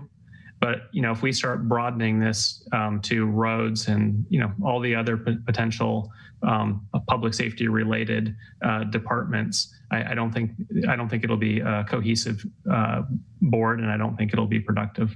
But I do support the ad hoc, and I'd like to hear from my colleagues on whether you want to send this back to have the ad hoc make some refinements and reintroduce it, or entertain a motion to approve it with further direction.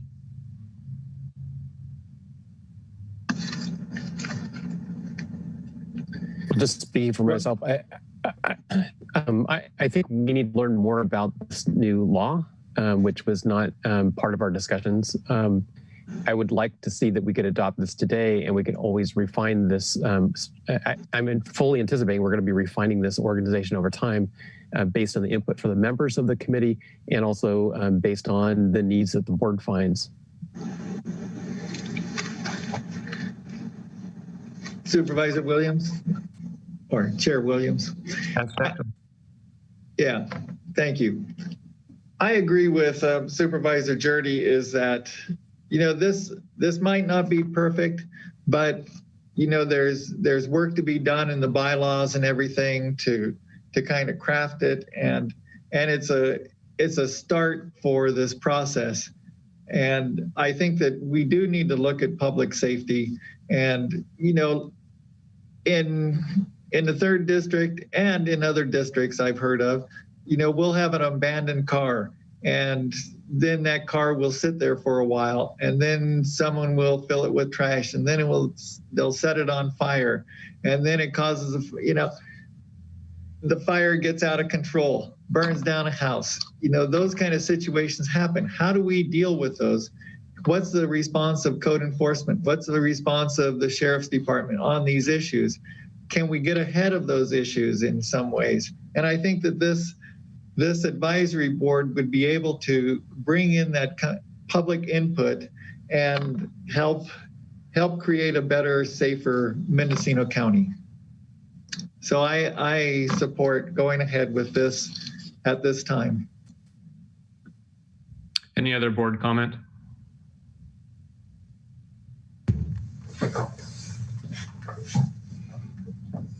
Can we entertain a motion? Supervisor? I'll move to adopt this, or let's see,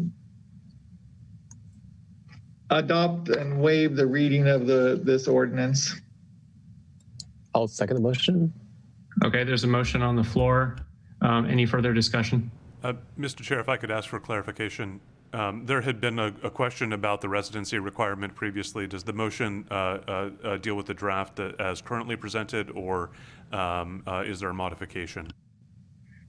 Yeah, I'd like to remove or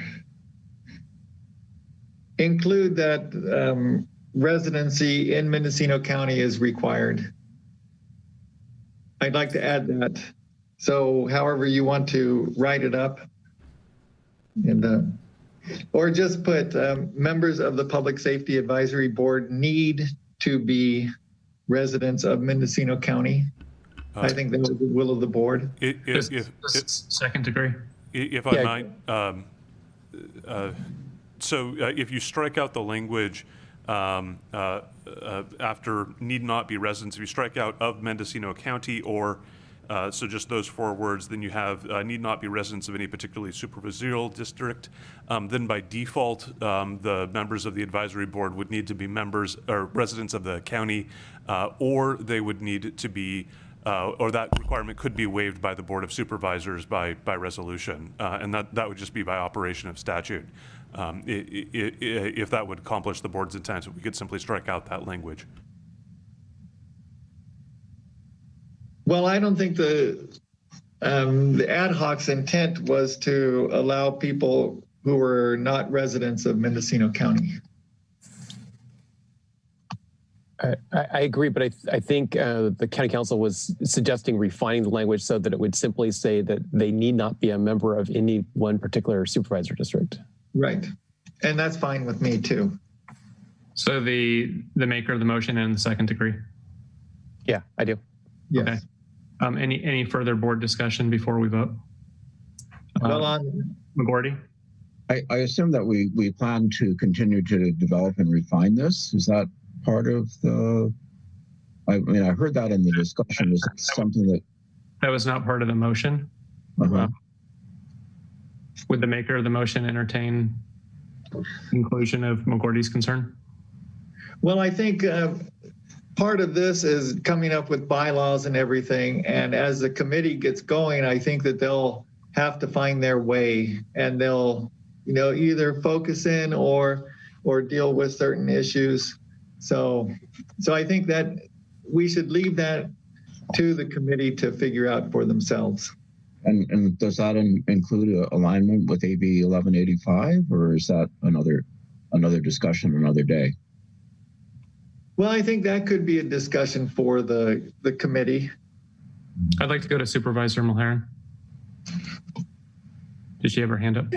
Yes, I did. Thank you. I definitely believe that we should have a member from each supervisorial district and not have it be open, especially with only 5 members, to have equal representation across the county. I don't have enough information today to move forward with the, it's my understanding it would come back without the additional clarity on which departments would be overseen and the authority of the board. So I wouldn't be voting in approval of bringing it back without having a second reading or more clarification. And I have a question for County Council.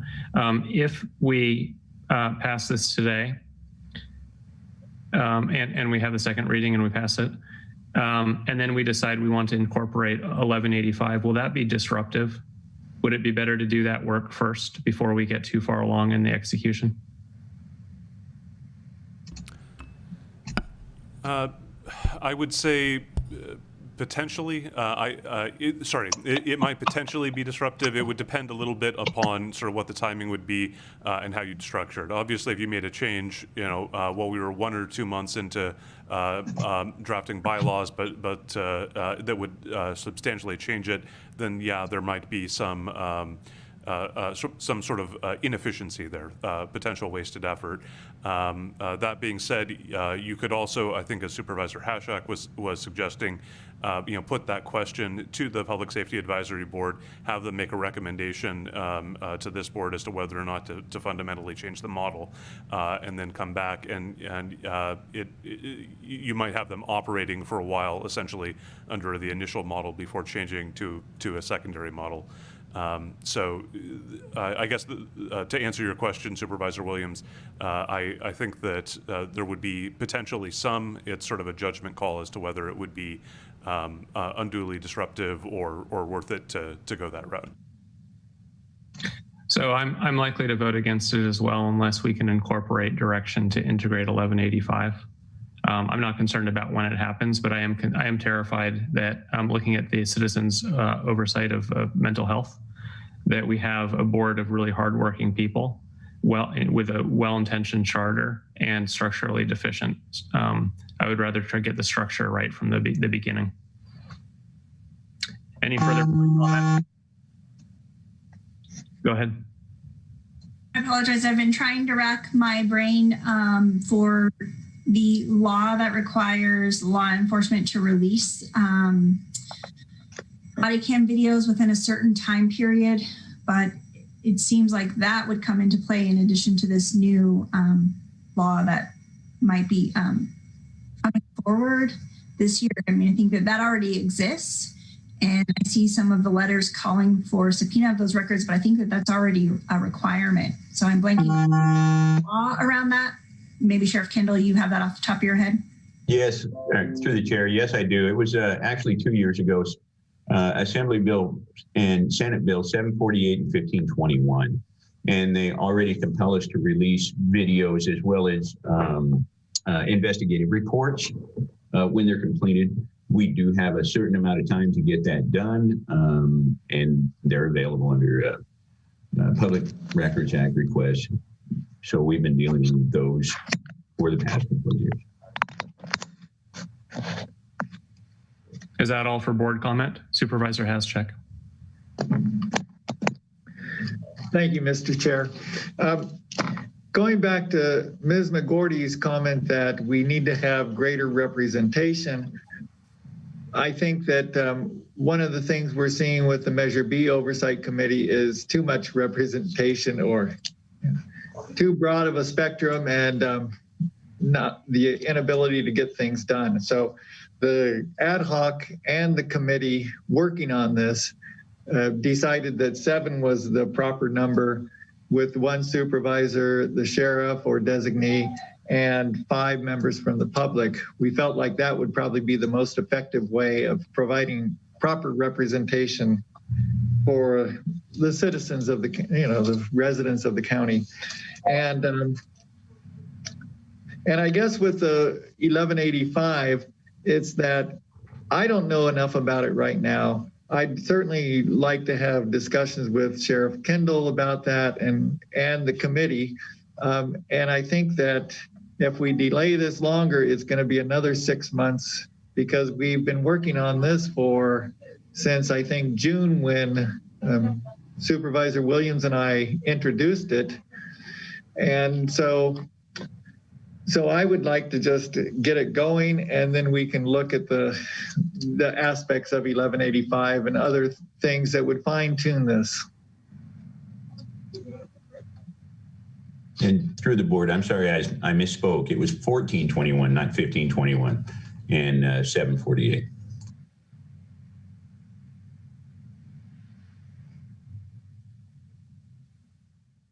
Any further discussion? Go ahead. I just would like to let the ad hoc know that I appreciate the work that they've put into this, and I understand wanting to move it forward. But as a new member to the board, I really need more information to be able to vote in favor of this. Thank you. Last call. Clerk, would you call the vote? I will. I would like to restate the motion for the record to be sure that I have it straight. Introduce and waive reading of an ordinance adding Chapter 2.39, creating a Public Safety Advisory Board, with the specification that members need not be a member of any specific supervisorial district in Mendocino County, and with direction to incorporate AB 1185.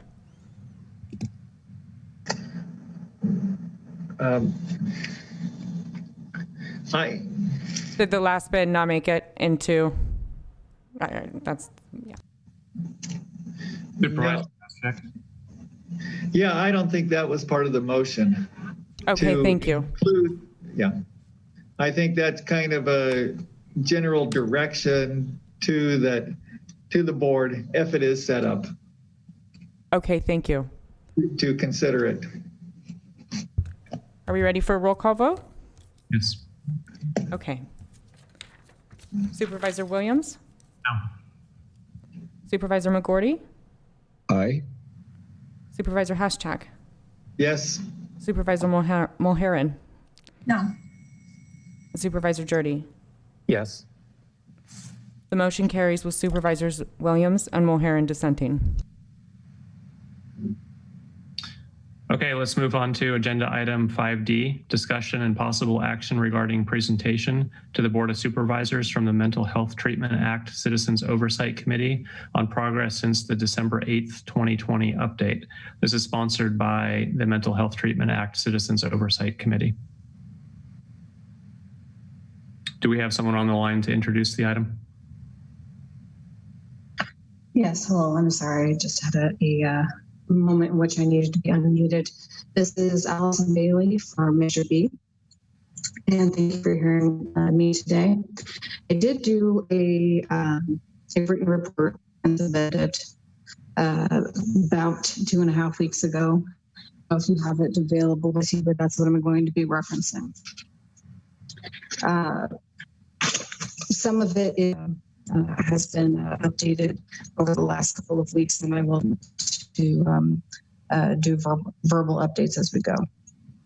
So starting with capital and facilities projects, the estimated revenue, according to our auditor, is about 30 million, and that's just for the capital facilities projects.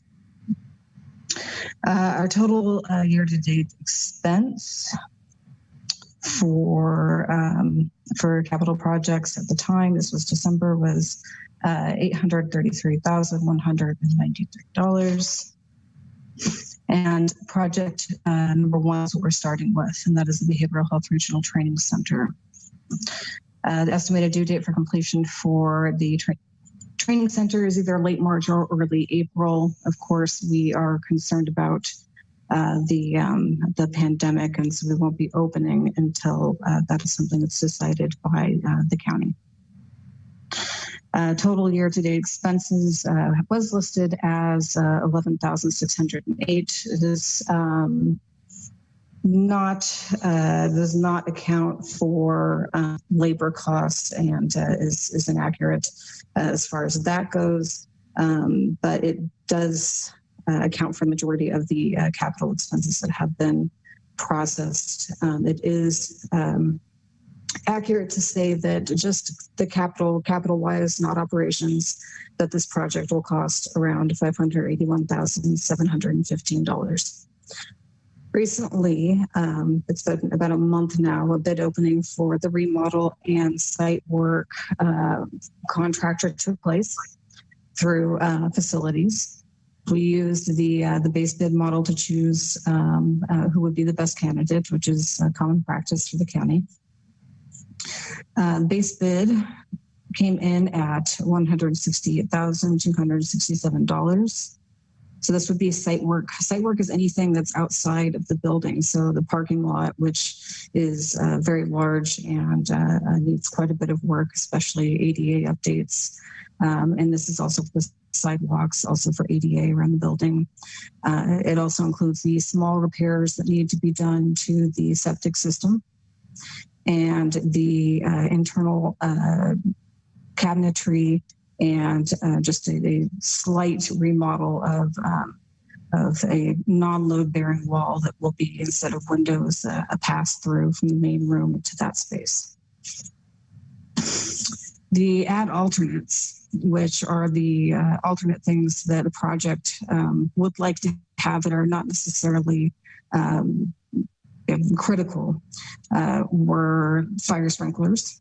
And that was at quoted at $108,428, and also 2 different LED lighting retrofit or replacement options. And those were for 14,730 and the 19,154. Let's see, and I will give a much more comprehensive report on that particular project tomorrow during the measure meeting. See, for project number 003, that is the Crisis Residential Treatment Center. I don't know if any of you have noticed or driven down Orchard recently, but our site is now gated off as we are preparing for construction, so that's exciting. This project is due for completion in November of 2021. See, total year-to-date expense is $208,908. more now, but not considerably. And the estimated project cost is about $5 million. And we will get a much better idea of those final costs within the next couple of months. So the pre-construction team consisting of county agency representatives, AECOM, which is our construction management company, Sally Riley, who is our compliance and risk management consultant, and Nocton Lewis have been working with Couples and Sons. They are the construction contractor who we've contracted with.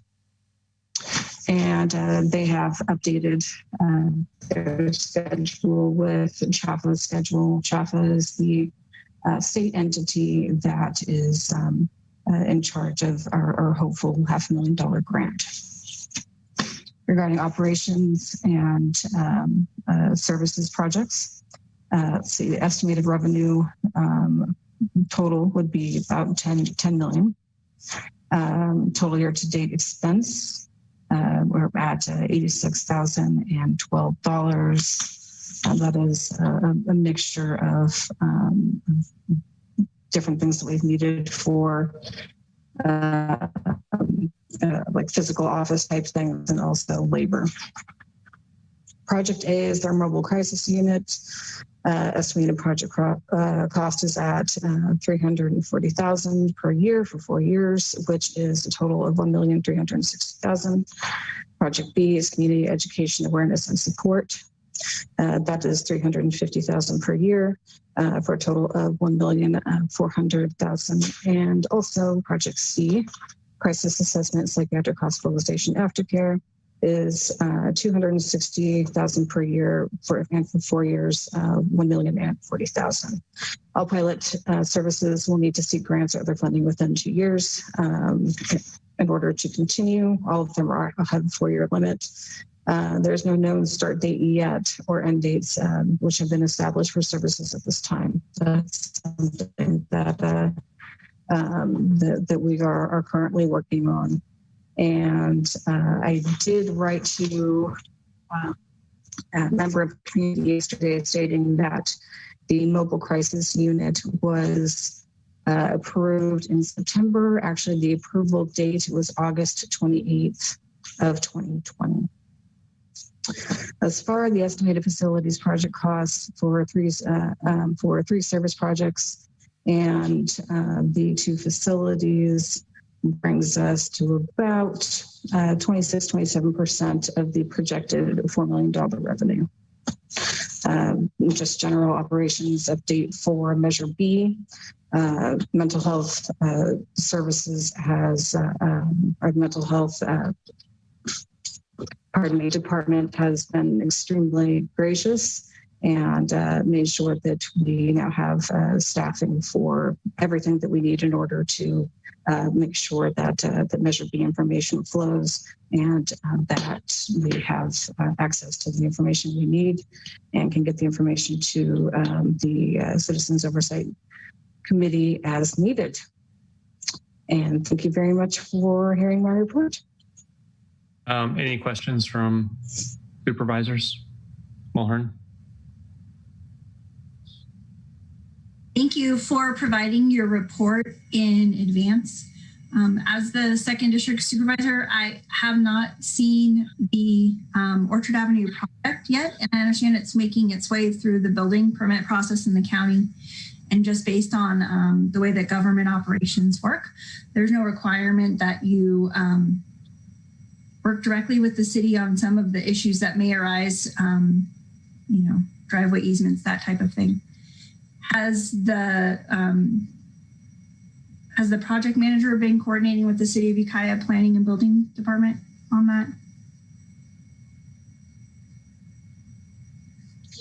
Yes, this is Allison with Measure B, and yes, throughout both facility and fleet and also AECOM and Couples and Sons have worked with the planning department for the city to make sure that all of their requirements are met. Thank you for that. I understand that several of these things were underway before I joined the board, and I really don't feel that I have enough information about the projects. I'm wondering if it's possible to add that project, and I think that your report has the information about what Measure B is working on and where those funds are going. If it's possible to add that to the county website, you do have a landing page there that explains the Measure B election item, and it does have some contact information, but I think it would be helpful for the community to have that information online. So is the Project A and Project B, are those internal county departments that are working on those two projects? Is that our local departments, or is that being contracted out? Let's see. Oh, they're all very different. The Behavioral Health Regional Training Center is a remodel, and been a lot of internal and with some external hires and contractors. Whereas the Crisis Residential Treatment Center is almost, they've brought on a lot of different contractors. The services are all going through behavioral health, and behavioral health is working with, for instance, with mobile crisis with the sheriff's office. So it's dependent upon what entities are needed in order to accomplish those individual projects, but they are seated in mental health or behavioral health. Thank you. I think my questions were really answered about the Project A and Project B, and that's internal and behavioral health. So perhaps I can follow up with the department about that. Thank you. Azchak. Thank you, Mr. Chair. Good morning, Allison. Good morning. So you prepared this presentation for us, right? I did. As part of your job. So I just have a couple questions about it. Maybe more than a couple. I should have asked you before, but on the capital facilities projects, it says estimated revenue by fiscal year 21, 22, and yet the money for Measure B is coming in through April of 23. And so I was wondering how you get the 30 million and then the 10 million in the operations when that's the overall projection for up through April of 23. I was quoting our auditor, but I suppose it is up through 2023 since we started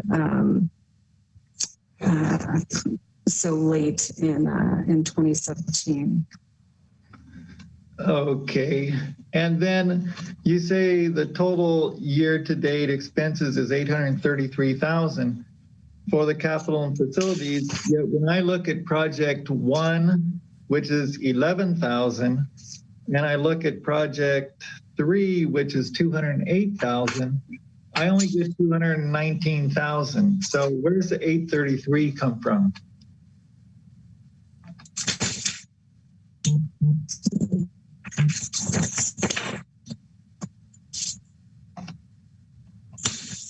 Well, it based everything off of the fiscal report that I had attached. So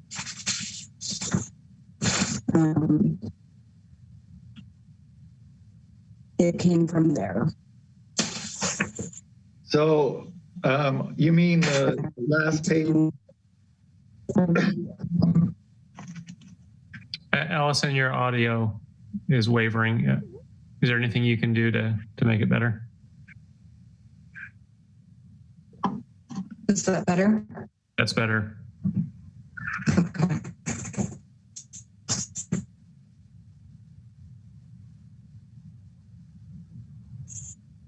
Yeah, we can't hear you if you're speaking. Okay. I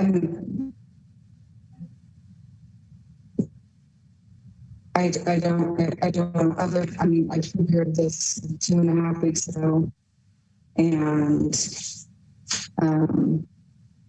used the numbers that I had available to me, and I really don't have any answer past that.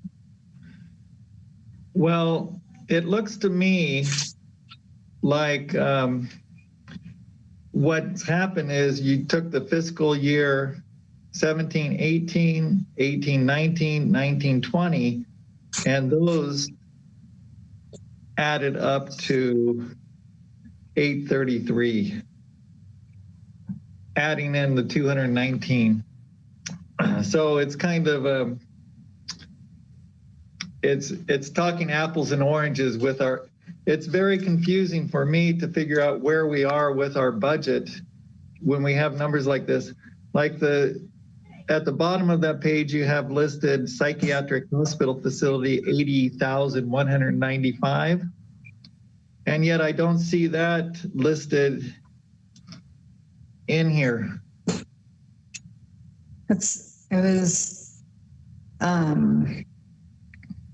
We discovered after the fact that there had been an error back in September in which it was coded for, that money was coded for the PUF when it was not meant to go there. And we have since switched it back over to the crisis residential facility. And this is the part of the difficulty I have with these reports is that the numbers that you get are almost always a month or older, past what information I would have. And I mean, I can give verbal updates and I have to some degree, but it's, but yeah, that has since been solved, and that was the reason for it.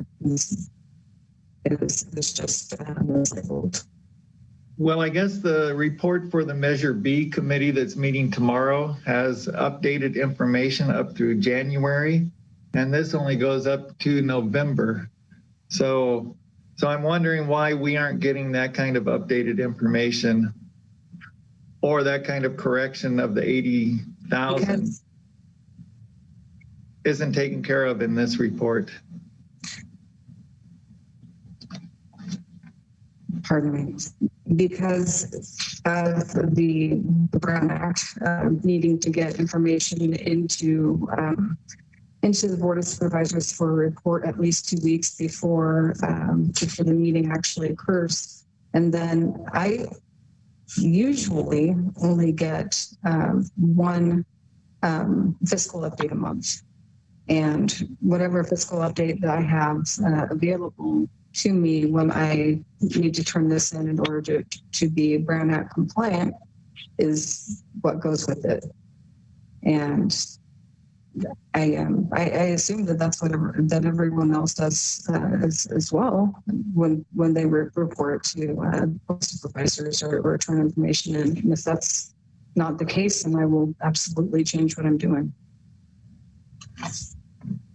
Well, I think Supervisor Williams and I have requested a financial plan, and this doesn't give me the information I need to really make solid decisions about Measure B. I guess I'll just leave it with one more question, is that we have this contract for Nocton Lewis of $3.357 million. And we aren't getting any kind of report on what Nocton Lewis is doing. And so can you tell us what they are doing? Can you provide us at the next meeting, maybe a detailed list of what they've done, where they are with the process, what they're working on, because our contract said they were going to provide 3 CRTs, you know, individual family dwellings. They were going to do a CSU, and I think those are off the table. And so I want to know where we are with the Naughton Lewis contract, how much we've spent, and what they've actually done. Is that possible for the next meeting? Yes, I can absolutely provide that. In fact, I have the numbers here in front of me, but I don't think you want me to just read them out indiscriminately. No, I don't want the numbers. Happy to compile and send them. I want the numbers along with the detail of what they've done for those numbers. Because we don't know what they're doing. And we're not getting the report on that. So I'd appreciate that. Thank you. Supervisor Haschak, would you like to rephrase that as direction to staff? There were a lot of ideas there. Well, the direction to staff would be to bring back a detailed explanation of what Naughton Lewis has done with the contract, how much we spent and what we have spent that for, and to say where we are in the contract. I'll second the motion and just point out that often contractors, I would think Naughton Lewis would have some sort of contractor schedule, which is sort of a visual bar. And if they have that, they could include that in their report to us. Okay, there's a motion on the floor. I saw Supervisor Mulhern's hand go up a while back. No? Any other board comment? McGordy? So, Ukiah Unified has a really wonderful process for their capital improvement projects where they show pictures to the board what's going on. They show diagrams of plans. They show pictures of construction taking place. There's commentary by the people who are actually doing the work. They usually have the architect involved, and they report on a monthly basis for their ongoing bond measures and such. And that would really be helpful to me, because this is pretty inadequate as far as I'm concerned as a report.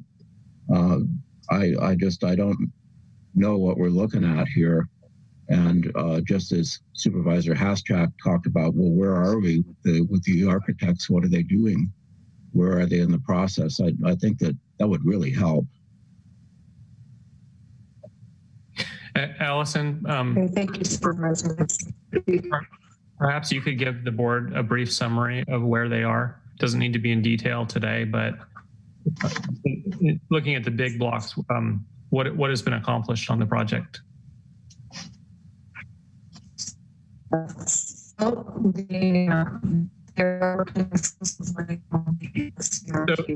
your audio. Hang on a second, your audio is really bad. Is there any possibility you might be able to dial in? The clerk could provide a number.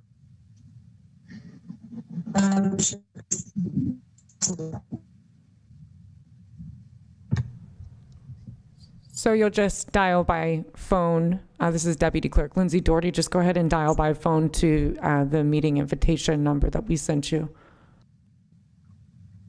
Okay, next. While she's dialing in, is there any more board comment?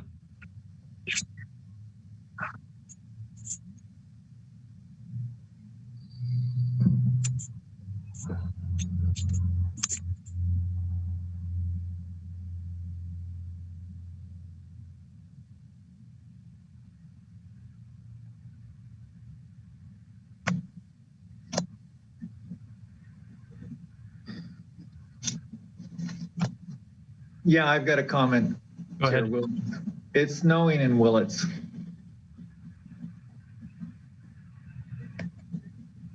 That's just the weather update. McGordy.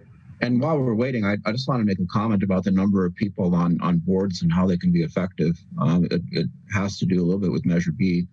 It really depends a lot on leadership. I tend to agree with Supervisor Haschak that a smaller board is probably more nimble, but that shouldn't preclude the possibility of having more representation when it's appropriate. And leadership makes the difference.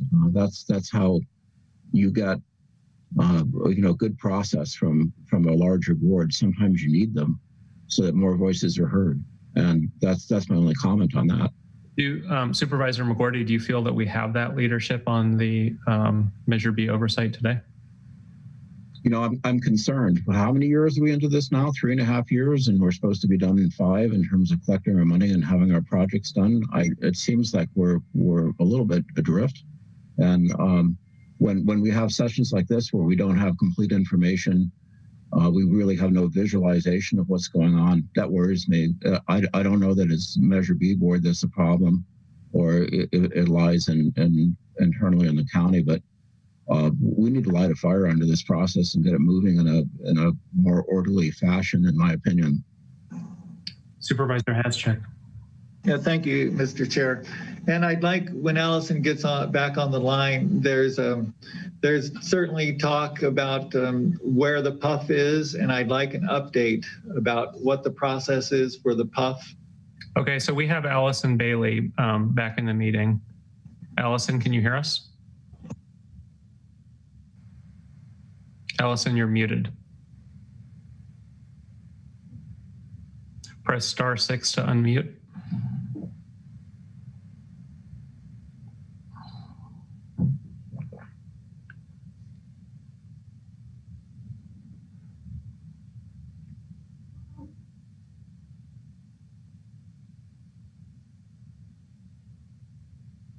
Clerk, do you have any indication of Allison Bailey's state? She's muted at the moment and in the meeting. So Allison, if you can hear me, just hit *6 to unmute your phone.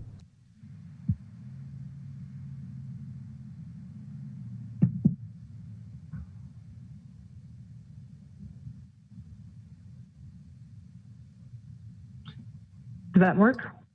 Yeah, Yes. it looks like you're unmuted. So the board gives clarification. What has been done to date on the CRT, the big blocks? We're not concerned about dollars and cents so much as what is complete and what is remaining. And then we'd like an update on the PUF, the same type of update, just conceptual big blocks. Okay, great. All right, so the CRT is completely designed and ready to go to the planning department for to be stamped and ready for construction. We have hired somebody to construct the building, and this person also has verifiable subcontractors to work with.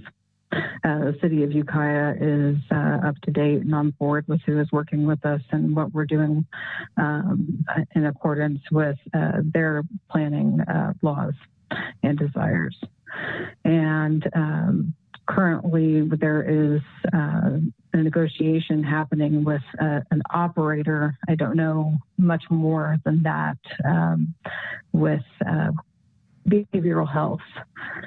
So, and the plans also have been checked for licensing to ensure that the parts of the building that will make up the whole will also be able to be licensed by the state of California. And the PUF? We've stopped everything on the PUF as far as I know.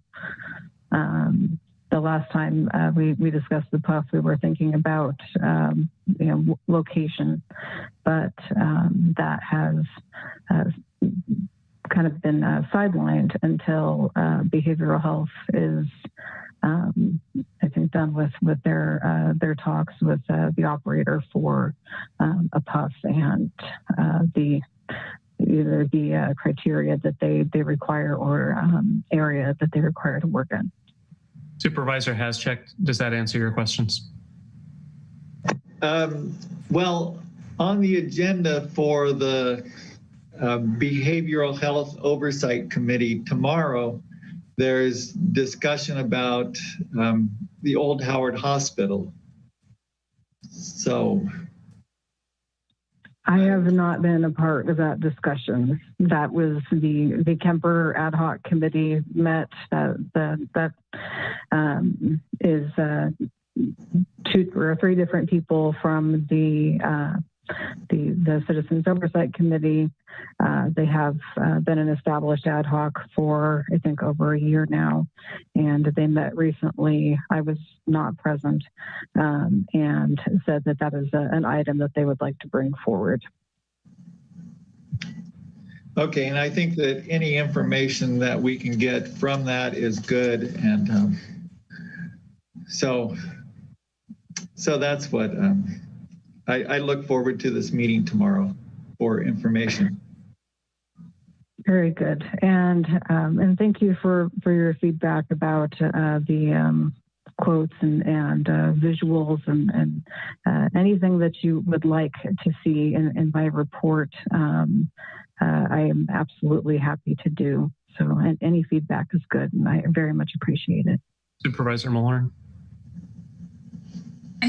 Along those lines, I think that if we could use the county landing page as a place for the projects, now that projects are underway, for some schematics of the design for the CRT and an update, just one link that maybe has a few photos. Certainly you can bring updates to the board, but I think that it would be helpful for the community to have just one place where they can find this information. I appreciate that the budget has been added there so that people can track that. But I think that now that we've started a physical project, or that's soon to be underway, that would be a great landing place for that if the rest of the board agrees. Would the maker of the motion like to include that language?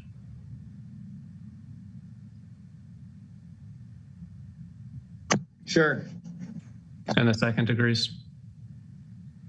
Okay. Supervisor Jordy. Just briefly, by way of comparison, I just now sent an email to Allison and the board, the clerk of the board, an example of a monthly update provided by Sonoma Clean Power on a building that they're renovating. So just as a way of example.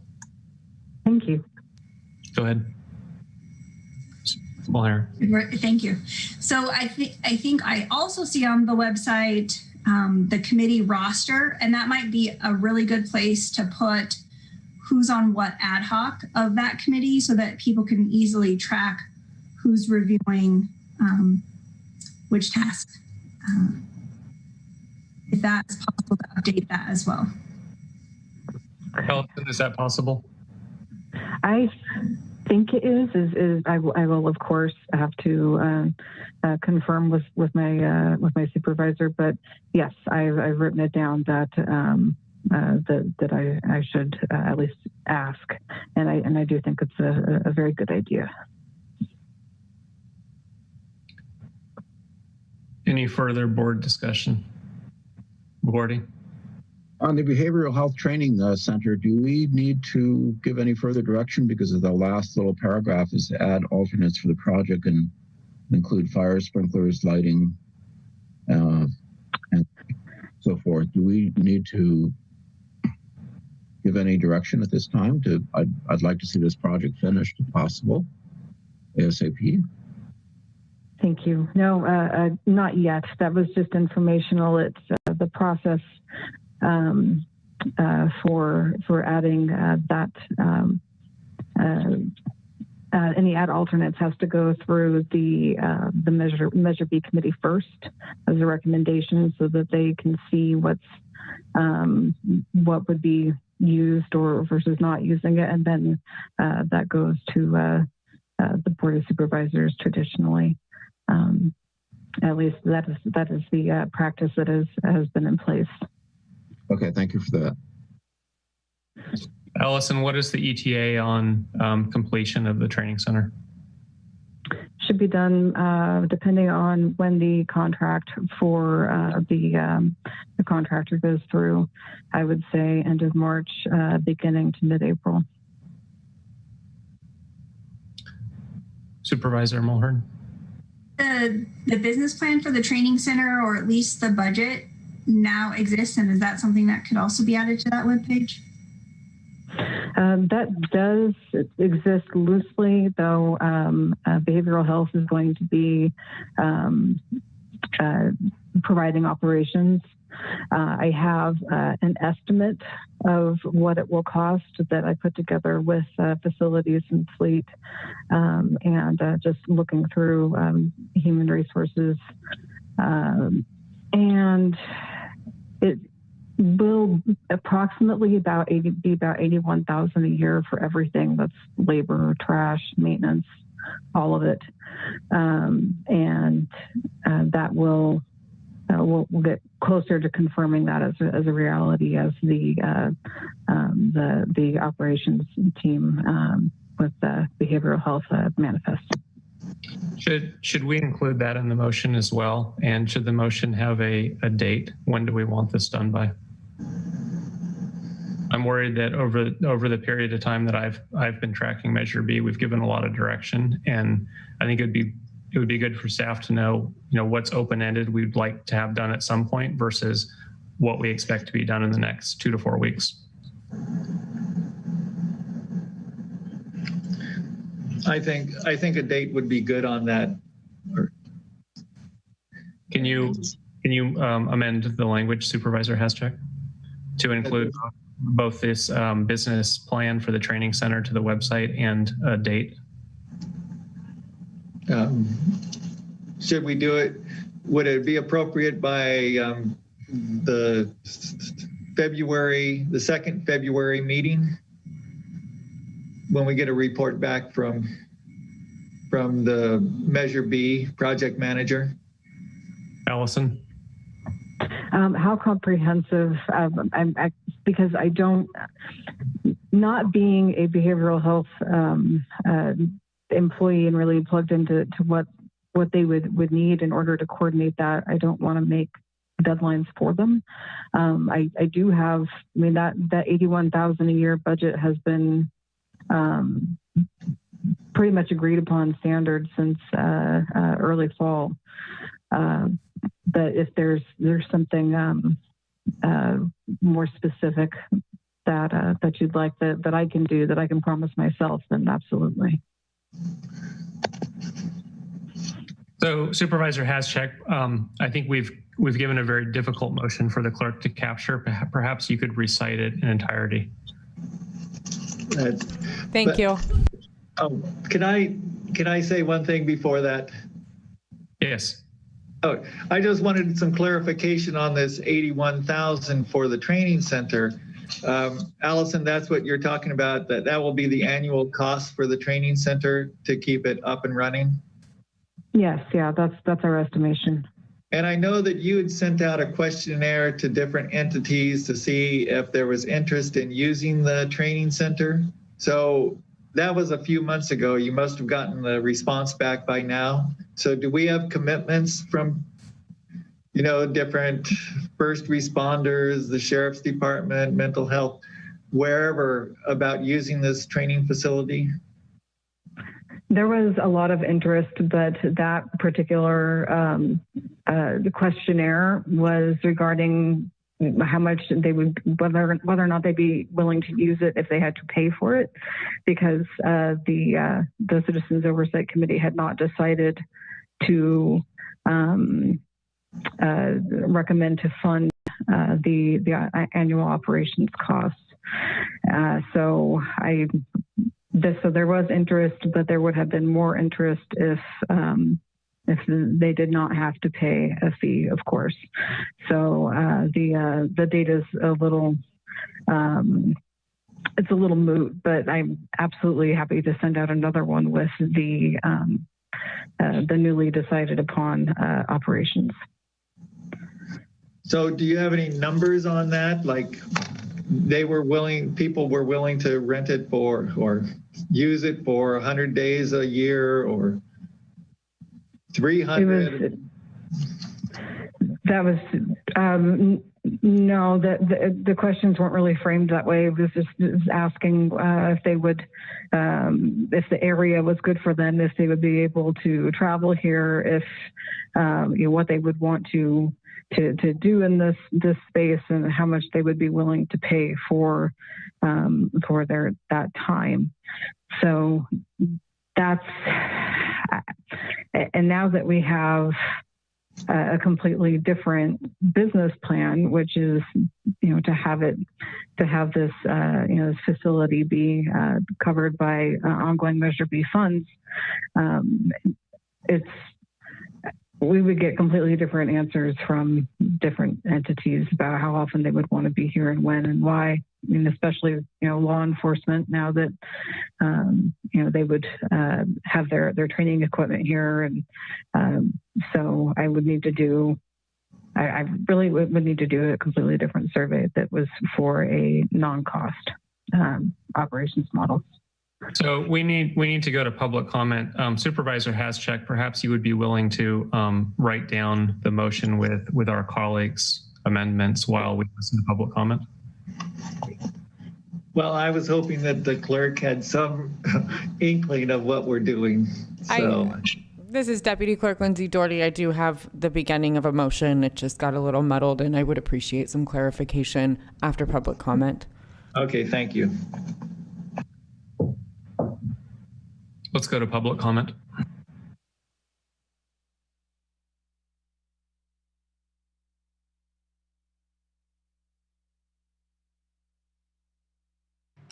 On the line is Jan McGorty. Jan, go ahead. You have 3 minutes. Hello. Hello. We can hear you. You have 3 minutes. Go ahead. Okay, great. Thank you. So yes, I made some comments upon this report. I still haven't seen the strategic plan that was presented before and not adopted. But regarding the training center, I see it's still the first priority, although at the previous meeting this was discussed, it was last on the list. That was just a note. And also, I have never seen a complete budget for it, a floor plan or a blueprint for the remodel. And I certainly hope it doesn't include the gun locker that was discussed at a Measure B money, because that has nothing to do with mental health, and that's an expense that should be provided by law enforcement. Then regarding operations and service projects and programs, I'm hoping that you will take a look at approving Project A and Project C. Project A was the mobile crisis unit that was recommended to you 3 years ago by the Behavioral Health Advisory Board. It's really time to implement that. Project C is the aftercare issue, where it's another critical need for people who suffer from mental illness when they've been released from an institution. Continuity of services and overlooking medication is imperative for prevention of, as they say, picking up the bodies downstream and going through the cycle of jail, ER, blah, blah, blah. Regarding Project B, the education, has very unclear goals or none, and objectives. It's very pricey. I think a better use of funds to be looked at would be to support SUDP programs, substance abuse programs, such as provided by the Ford Street Project, which does wonderful work, but doesn't have easy access to county funds for people who are really in need. So again, thank you guys for taking the time and the care to look over this, and thank you for your questions and oversight.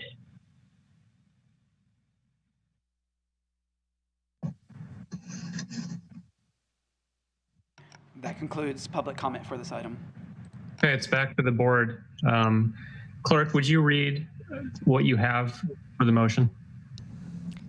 Yes, I have direction to staff to bring back a detailed explanation of what Nocton and Lewis have done with the Measure B contract, what funds have been spent, and address where in the contract process we are at the 2nd February meeting. Supervisor Haschek, would you like to amend it?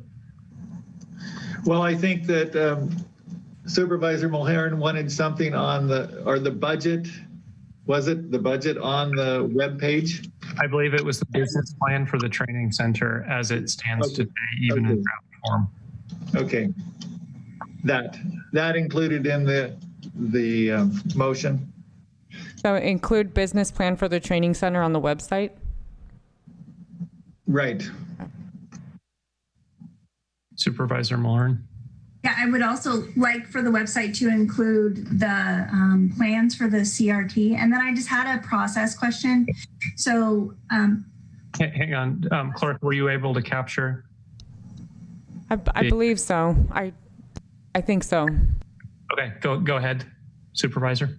So my question is, do Supervisor Hashak and Williams attend the Measure B meetings on behalf of the board? I was able to see the agenda for tomorrow that does have 1 Madrone Street, which is the old Howard Hospital, I believe, and the Camper Ad Hoc Committee. And I heard Ms. Bailey say that she doesn't have information on that. So that confuses me that we don't know who's on the Camper Ad Hoc, or even that committee of volunteers. We were talking about having so many volunteers on a committee that they wouldn't have that information in advance of the meeting. So I'm just wondering if we do have board members that attend that meeting, and at what point this board of supervisors, asked that committee of volunteers have information in advance so that they can be prepared for a conversation like that. Process question.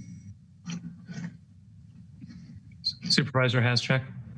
Yeah, so the question about Supervisor Williams and I are the ad hoc for the Measure B Oversight Committee, and we have been attending the meetings of the Oversight Committee, and sometimes with the Kemper Committee and sometimes with other configurations, depending on the issues that we need to deal with. And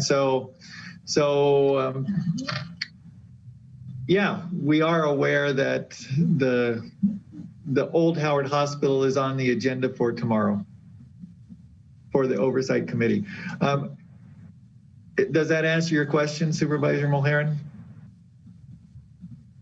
I'm just wondering, I guess it'll come to light tomorrow, but it seems to me that the benefit of the community and the volunteers that serve on that committee to have the information in advance about what that Kemper committee, I mean, I've asked that the committees be listed on the website so that we know who's on the Kemper committee, but what I'm really asking is that the community be given advance notice when something like that is going to be coming on the agenda for, especially for, we're asking volunteers to serve on this board and maybe fielding questions that they truly have no idea what it even is the agenda item unless they were given more information than what's available on the website. So I think I'm looking for the process for providing more information to the community and supporting the volunteers that we're asking to serve on this board.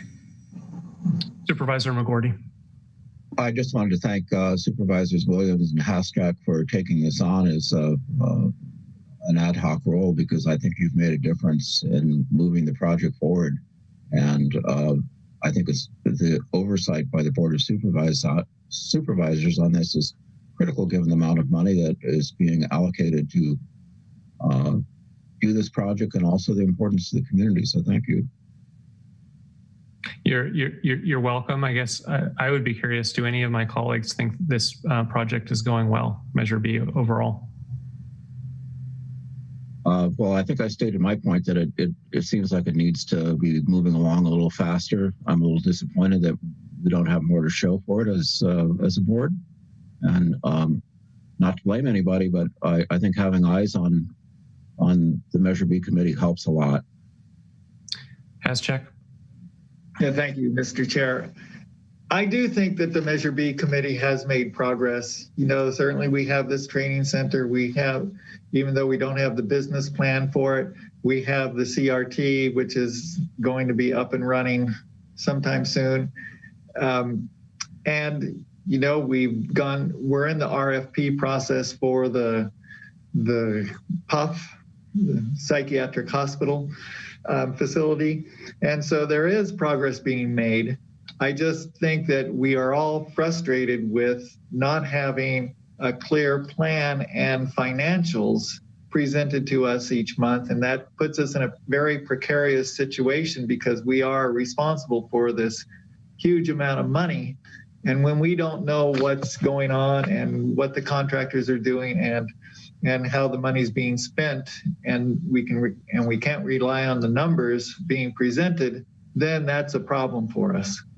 That being said, I did want to respond to Ms. McGordy's comments about the 3 projects, and the board has approved those 3 projects along with the physical facilities. So we did approve the mobile crisis unit.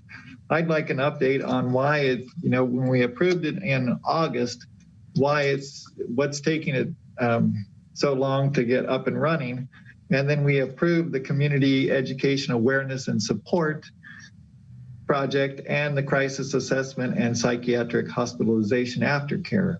So we did those projects. They're approved. They're just waiting to be implemented, I guess, at this point. So, Jordy?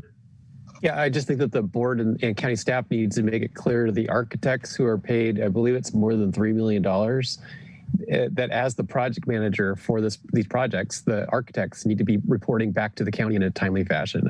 Again, they would have project management software that they're looking at. There's no reason why they can't provide that to the board, as well as photos and other updates on the budget. I mean, they have all the information. I don't think we should expect county staff to recreate that.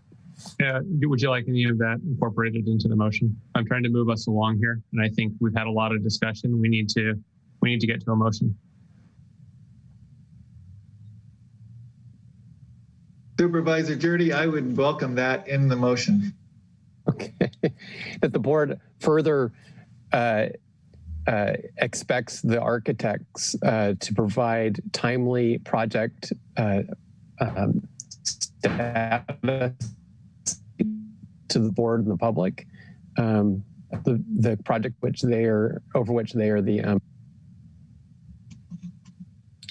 Clerk, could you read back the motion? Yes. Direction to staff to bring back a detailed explanation of what Naughton and Lewis have done with the Measure B contract, what funds have been spent, and address where in the contract process we are. Include business plans for the training center and crisis residential treatment center on the project website, and bring back an update on progress at the February 23rd, 2021 meeting. And board expects architects to present timely status updates to the board and the public. Supervisor Haschek, is that accurate? Yes. And by staff, do you mean the Measure B project manager? Yes. Any further board comments? Just one last comment, and I know you're trying to move us along. I just think that it's important that the supervisors that are attending the advisory committee meetings are collaborative. I think that for too long it was sort of a back and forth, and really hopefully you all can hold that space as a collaborative effort and not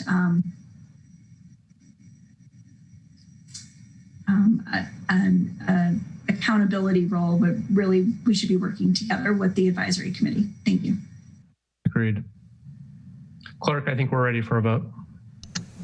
Okay, great. And is the second in agreement with the amendment to the motion? Supervisor Jordy? Yes, I am. Thank you. Okay, Yes, great. Thank you for clarifying. Supervisor McGordy? Yes. Supervisor Mulherin? Yes. Supervisor Haschak? Yes. Supervisor Jordy? Yes. And Supervisor Williams? Yes. The motion carries unanimously. So I'd like to pull the board. We have one remaining item that was scheduled for before the lunch break. This is agenda item 5E. Estimate is 15 minutes. Would you like to hear it now, or would you like to wait till we get back at 1:30? Wait. I think we should have time in the afternoon to hear that item. Okay, let's go ahead and break. The only item we had for closed session, 9A, has been withdrawn, and so there will not be a closed session. We will reconvene at 1:30.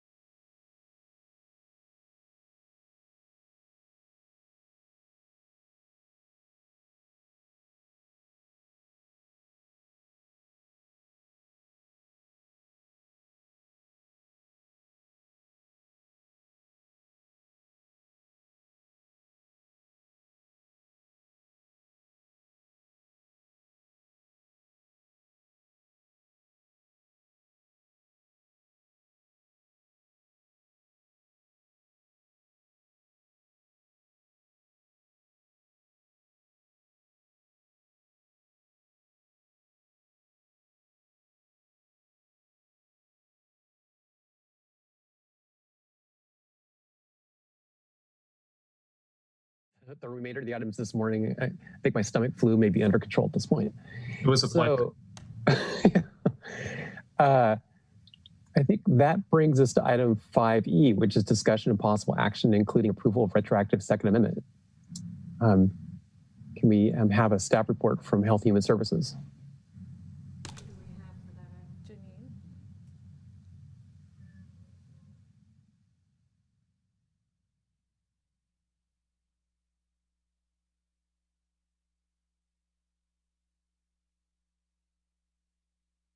Dr. Miller, if you're leading off on this item, you need to unmute yourself. I wasn't sure if you called on me because the transition between the meetings, sometimes you miss half of it as they transition you in, so sorry. So I do have in front of you guys this, today the Administrative Service Organization contract with Redwood Quality Management Company. And I want to make sure I go through a couple of items that are really important as we look at this contract. One, this is a 2-year contract.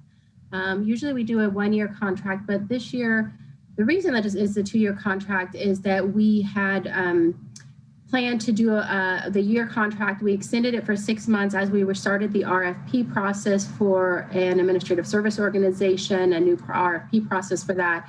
And so we amended it to 6 months. We're now amending it to be an additional 6 months or a full 2-year as we continue to negotiate that the next ASO contracts. We did put that RFP out. As you know, the RFP did close and we're currently in the negotiation process for the next fiscal year in regards to an administrative service organization over our specialty mental health services.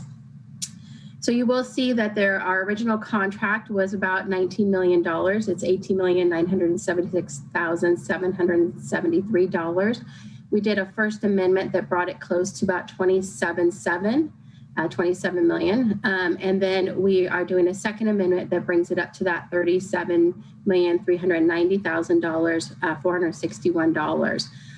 Within those things that are important to remember, when we did our first amendment, we did factor in there a 5 to 15% reduction in all of our contracts, depending on the contract and whether or not it could pull in the federal financial participation dollars due to COVID and due to the expectation that we would be taking some major hits in special mental health over the next 3 years due to the impacts of COVID. We really wanted to make sure that we reduced our contracts going into the first 6 months with a plan to relook at for the following 6 months what we could or couldn't afford. So we have been tracking our revenues over the last few months. Our last revenue report that we can look at is for the month of November that comes in December 15th. So we were able to look at what we've been pulling in, the projections from the state and our experts on what we project for the next 6 months. And then sort of knowing that there are still some projections that in the next 2 years, following 2 years, that we will probably still take some big hits in Mental Health Services Act dollars. So when we redid the second amendment, we went ahead and reduced our reductions to anywhere from a 5 to a 10% reduction in our contracted amounts to really align with what we're seeing in our revenues coming in, both through realignment and through our Mental Health Services Act dollars. Just some quick things to point out. For fiscal year 1920, we paid our administrative service organization $1,235,000. So I know it looks like a big contract, but what actually goes to the administrative service organization is different than that whole total of $37 million. So in fiscal year 2021, we're looking at paying $1,130,766. So there is a reduction in the administrative service organization cost. That's part of that reduction of the 5 to 10% reduction overall in all of our contracts. This contract consists of realignment dollars, Mental Health Services Act dollars, and then our federal financial participation. I know a lot of people, when they look at it, they assume that it's $37 million, but it's really important to remember that the way mental health works is that we provide a service, we bill it to the state to get a Medi-Cal reimbursement, which they call the federal financial participation. And based on the individual's aid code is how much the Medi-Cal pays versus how much the county has to pay. There is always a requirement for a match. So we always have to have realignment dollars or some other dollars to put up to be able to bill Medi-Cal. So when we say the contract is $37.3 million, what we're saying is it's an estimate depending on how much services are provided, how much we bill to Medi-Cal, and how much the county will put into realignment dollars and how much we will pull, we'll get reimbursed through federal financial participation dollars.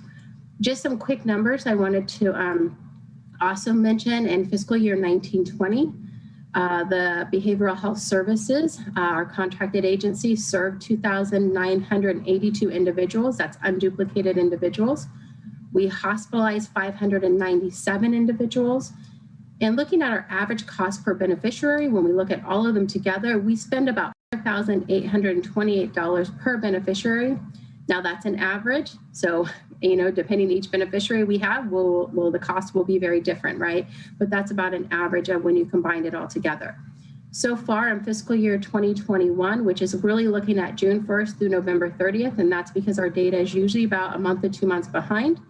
The individuals we have served to date is 1,938 individuals unduplicated in our mental health system for the ASO system. And then we've hospitalized 236 individuals to date through that system.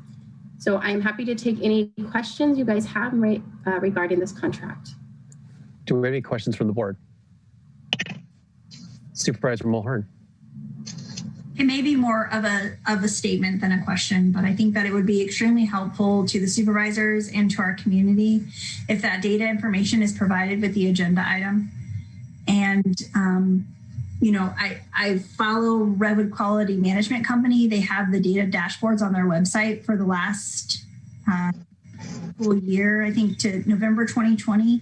And I those regularly. And I just think that it's important that if we're going to have agenda items like this come forward to the supervisors, that information is included in addition to the summary that you just provided regarding the Medi-Cal dollars was very helpful. And so if that can be included in the, maybe not the legislation text, maybe a small image, PowerPoint image, something like that, that would be extremely helpful, I think, to the supervisors and the community. So thank you for that, providing more information. Okay, Supervisor Hashak. Thank you, Chair. So I just need to get clear on this. Out of the 37,390,000 that we're billing to, that's what we're billing to Medi-Cal, and that we get some portion of that back, depending on all the criteria, the identification of the patient and all that, and to AQ or RQMC. We're paying that ASO funds of the last year's 1.235 million. This year, I couldn't follow that number as quickly. So it's over $1 million, right? So yes, so let me explain that really quick. So, because I don't want it to get confused. There's 37 million as a mix of dollars, right? So the 37 million includes the realignment dollars we're putting up. It includes the federal financial participation we'll get back. It's an estimate of what we will pay them. It's not an estimate of how much we will bill to Medi-Cal. It's an estimate. Those dollars also include Mental Health Services Act dollars. Some of those are dollars we can use to bill Medi-Cal. Some of them are non-Medi-Cal billable programs, which means they get straight MHSA dollars. So not all of that is Medi-Cal billable dollars. Some of it is straight realignment dollars. Some is straight MHSA dollars. And then some is the ASO fee, which was the 1.2 and then 1.1 this year for how their admin fees work out. So there are some contracts that you can't bill Medi-Cal for. It's a really specific, and those are what MHSA dollars are used sometimes for those programs that we couldn't bill as a Medi-Cal billable program. If we do bill up, when we do bill up, we get, what we use, it really depends on the aid code of the individual. So everyone gets assigned an aid code when they go into Medi-Cal, which really says how much the federal government and the state is going to reimburse for that service. When we look at our budget, we usually project that it's about a 60-40 reimbursement. That's not always the case, right? Some people might be 80, some people might be 90. But when we look at the whole total of the system, it's actually about a 60-40. Medi-Cal reimburses about 60%. The county realignment pays, or MHSA dollars pays the 40% match of that. Okay, so if I could just follow up. So our numbers have been showing that 60-40 split for the last few years. And so we can kind of rely on that. That's been pretty consistent. Yes, that is correct. Okay. Supervisor McGordy.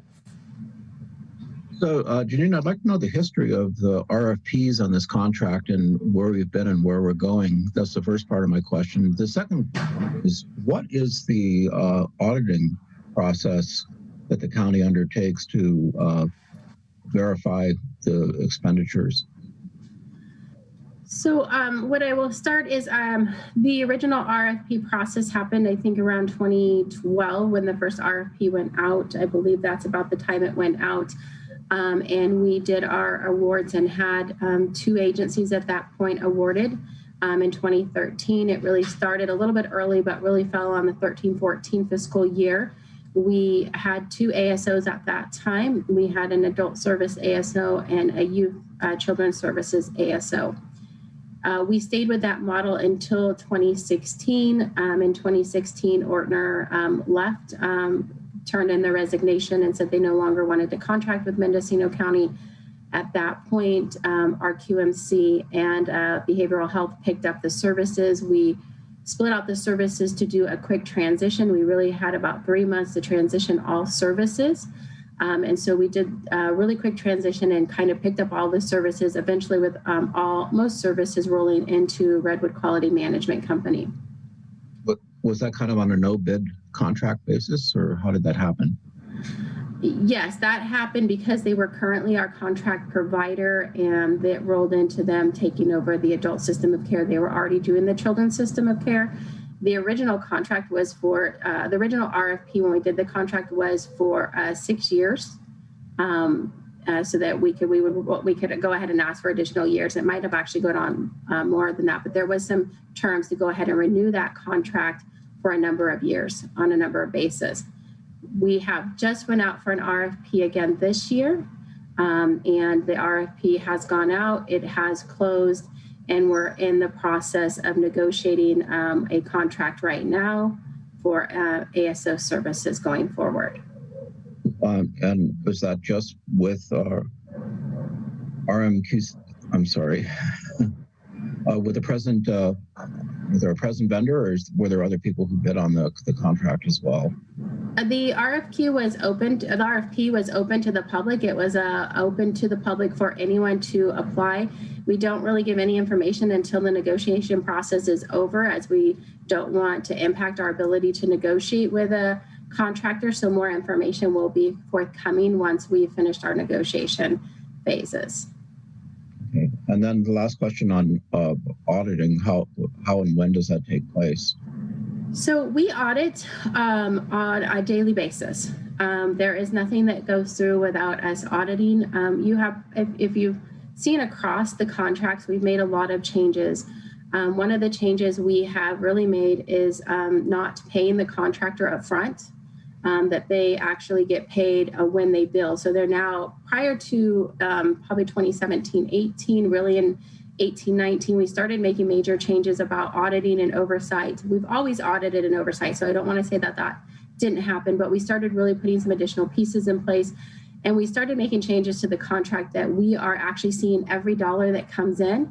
They provide a service, they have to bill the county, the county is reviewing every single service that comes in before we pay it, before we bill it up to Medi-Cal and before we pay it. So that's just one piece. Our fiscal department is seeing every service and reviewing it for meeting Medi-Cal criteria and justification. We also do compliance reviews on them.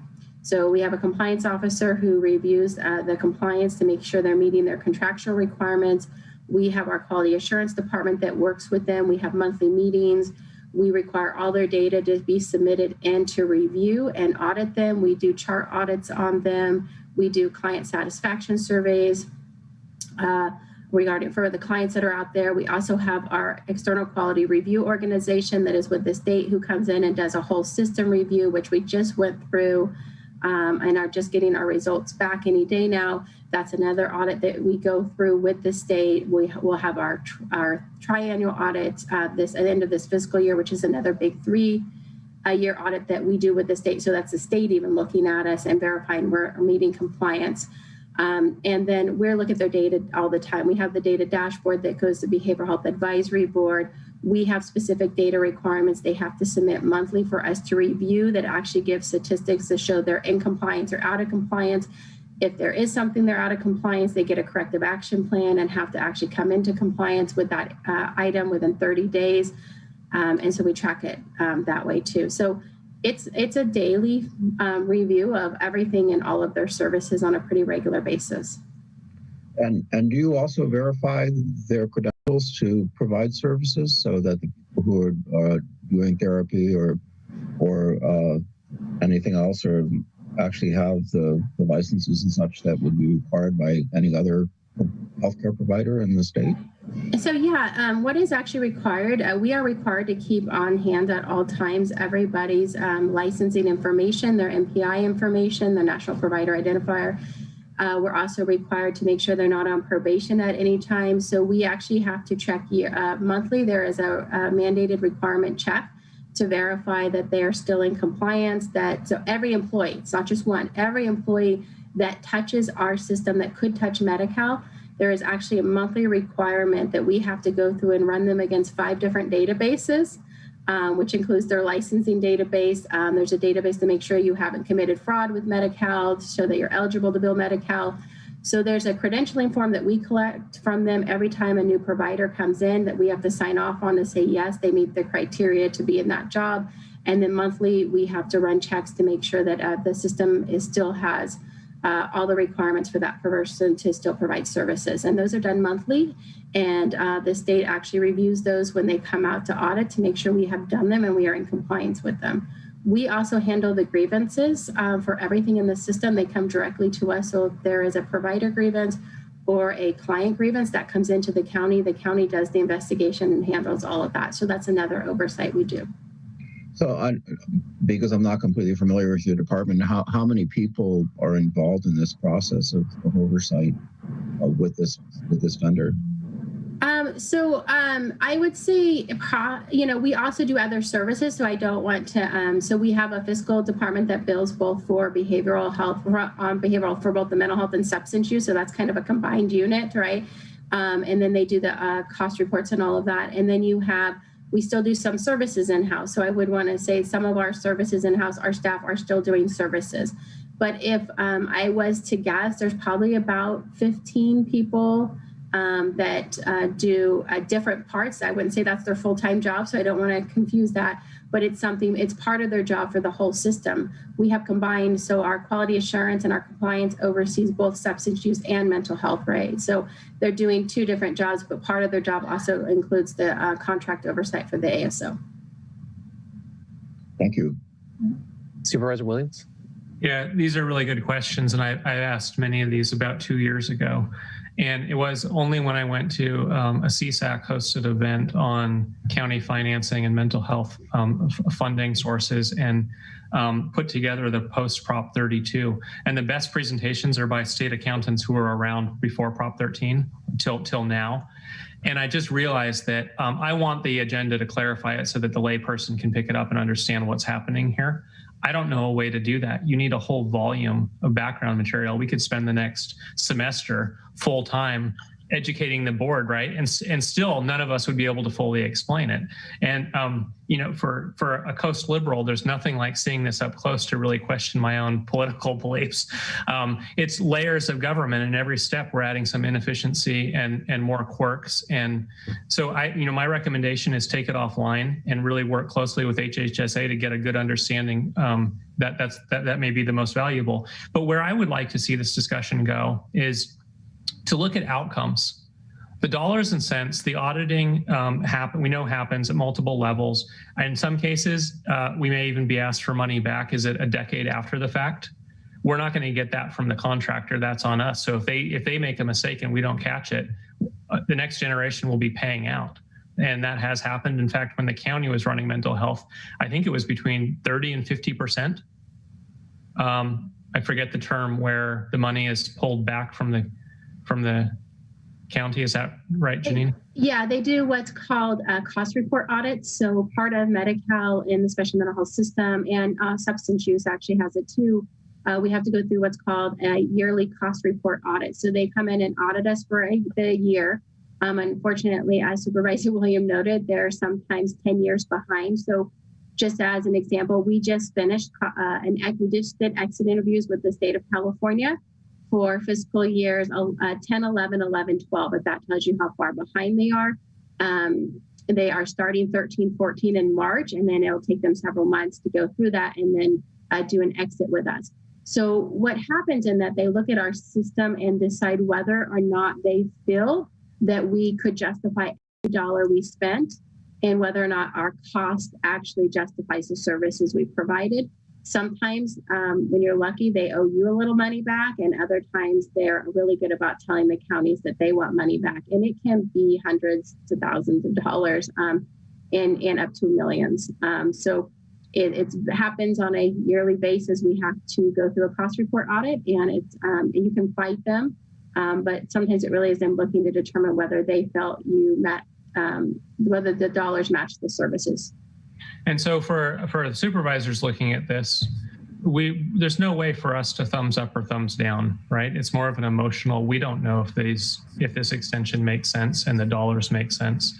We kind of have to trust staff, or we can say, no, we don't support it. But what's always been missing for me is how do we compare to other communities? Some people will cycle through the system. That's the nature of these services, that you'll have the same people needing it over and over, maybe for the rest of their lives.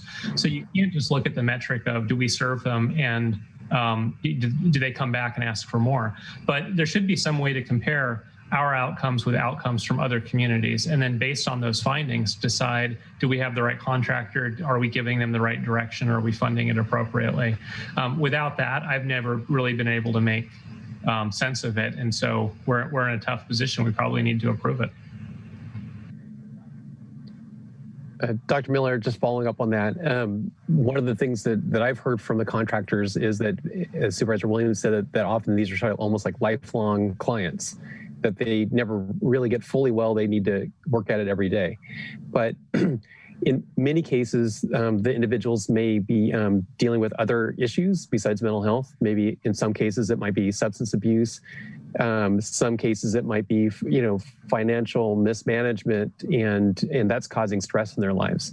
So I'm just kind of curious, have you seen what is done in other counties to kind of address those underlying issues so that people do kind of graduate, at least to the extent that they can, from the mental health services? So first I would say, not all clients are lifelong clients. And so I think that's important to note. There are some clients that are lifelong clients, and that's true. But there are some clients who do very well, and they recover. And we know that they may do really well, and then in 2 years from now, they might need us again, right? And then we'll give them the services they need, and they'll go back to doing really well for a couple of years. So, it's really individualized. I have worked with a lot of counties. We talk regularly about services we are or aren't doing, how we meet in expectations. I give us a lot of kudos that our LPS clients that are conserved are housed. I've talked to a couple of counties that they have their LPS conserved clients homeless on the streets. I don't know how that happens because we're supposed to take care of them. So there are areas where we're doing a lot better than other counties. We get a lot of kudos from the state for being a rural county and using our dollars more wisely than other counties. I've been asked by the state, would I consider going on a road show with my staff to talk to other small counties about how we spend our dollars, because they see us spending them differently and more wisely. Is there things we could do better if we had more money and had more options? Yes. And so we're always looking at what can we do differently? How can we wrap clients better? What can we provide them? It's really important to remember with clients is they're individual people.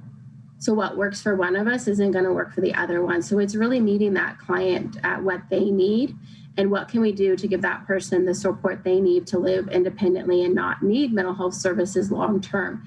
And it's really meeting that client there at what they need. We also, you guys will hear me say this a lot, but it's so true. We need private insurance, and we need the other any insurance company besides the county system also needs to start providing adequate services, right? If we graduate someone to a higher level of care and they go in and they get less services, or the services are just not going to meet their needs, guess what? They're going to come back to county services because their needs weren't met at that lower level of care. We see that a lot. When you say sometimes they go in and out, once they go out of our services, they go from having 100% services to 50% services. And that can actually impact their ability to succeed, which is why there's such a need for parity, why we've seen legislative changes to bring all insurance companies to the table to provide parity. And I think if we could get parity in our county, we would see people being able to get out of the highest level of cares and actually succeed in this community. But yes, I'm always, and our department is always looking at what could we do differently, what other services can we bring to the county that other counties might be doing. Okay, Supervisor McGordy. I'm curious too, your relationship with the Behavioral Health Advisory Board. How do you view them? Are they a help, a hindrance? Do you see them as partners that are important to you, or I'm just curious what your relationship with them is. I value the Behavioral Health Advisory Board. Our department has a good relationship with the advisory board. I feel that they bring a lot of value. It's always nice.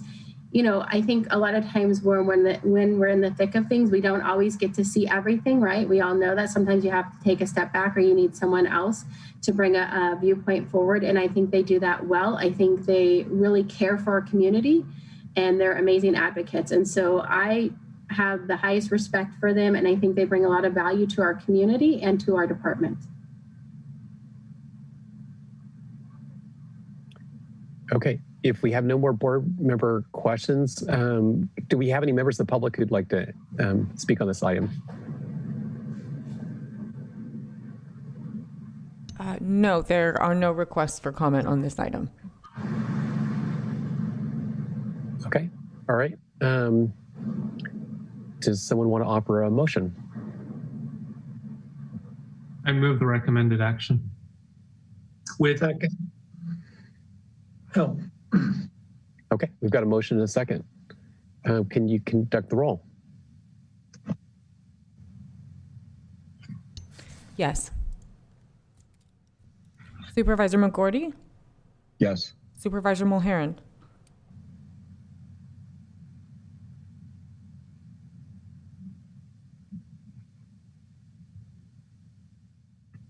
We lost her and she's just rejoined us. We were taking a show. Sorry, it's like the smallest amount of rain, and I'm in downtown Ukiah. I can't.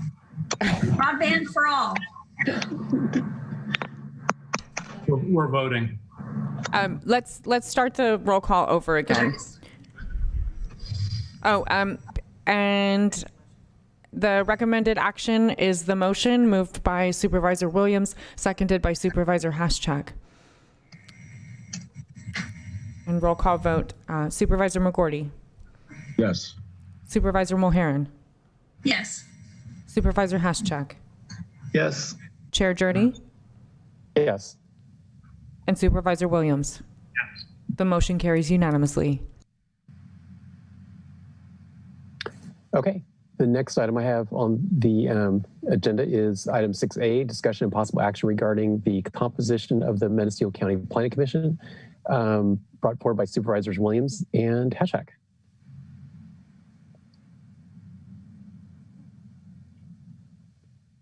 Well, one of us needs to introduce this, and since I'm off mute, Mendocino County is a bit of an anomaly in having special interest seats on the Planning Commission. And we want to be clear that we recognize that the people who've served in these positions have done it honorably, tried to avoid conflict at every turn, put in a lot of hard work. It's not personal, and it's not in reflection of their hard work. But in 2021, it's just not appropriate to have special interests sitting on a planning commission board. And as you look around the state, I started calling every county and checking to see how they do it. And I was getting responses like, "You do what?" And I asked our county council about this, and pretty quickly we put together the agenda item. It probably should have happened years ago. And what we have, begs the question, well, if you choose a couple industries that are predominant, where do you draw the line? Should there be more? And some of the correspondence I've received, I'm sure my colleagues have also received, is there's barely enough industry representation as it is on the Planning Commission. And that I really think highlights the problem that in our county we have a mindset that it's appropriate. And it would be like, looking out my window at the 4th District, there's oil out there. So do you put ExxonMobil on your Planning Commission because someday there will be decisions about onshoring offshore oil potentially? No, of course not. That's inappropriate. But what we have is also inappropriate.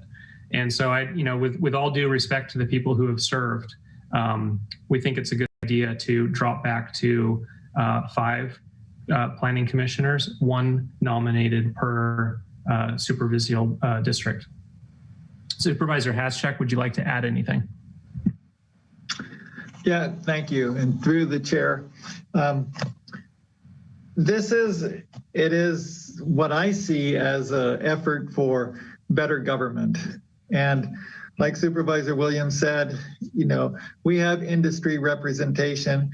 We've certainly heard a lot about people saying that we need representation, but just like when issues come up to the Board of Supervisors, if there's an issue about ag or a planning decision or forestry, they show up. Those representatives show up and they let us know what their opinion is and give us that information, whether it's through email or whatever, contact, phone calls. So they're able to share that information. And on the Planning Commission, we just feel like, we've had problems with not having quorums. And so this would, if we go down to 5 and we have possibly alternates, which was an idea that came from some of the public comment, we have alternates for those 5, then we would be able to have the Planning Commission really function all the time, not have meetings canceled, and have true representation of the people. So I think that's what we're doing. It's not a dig on ag or forestry or personalities or anything like that. It's just, the Board of Supervisors should pick the Planning Commission and they should be representing the people.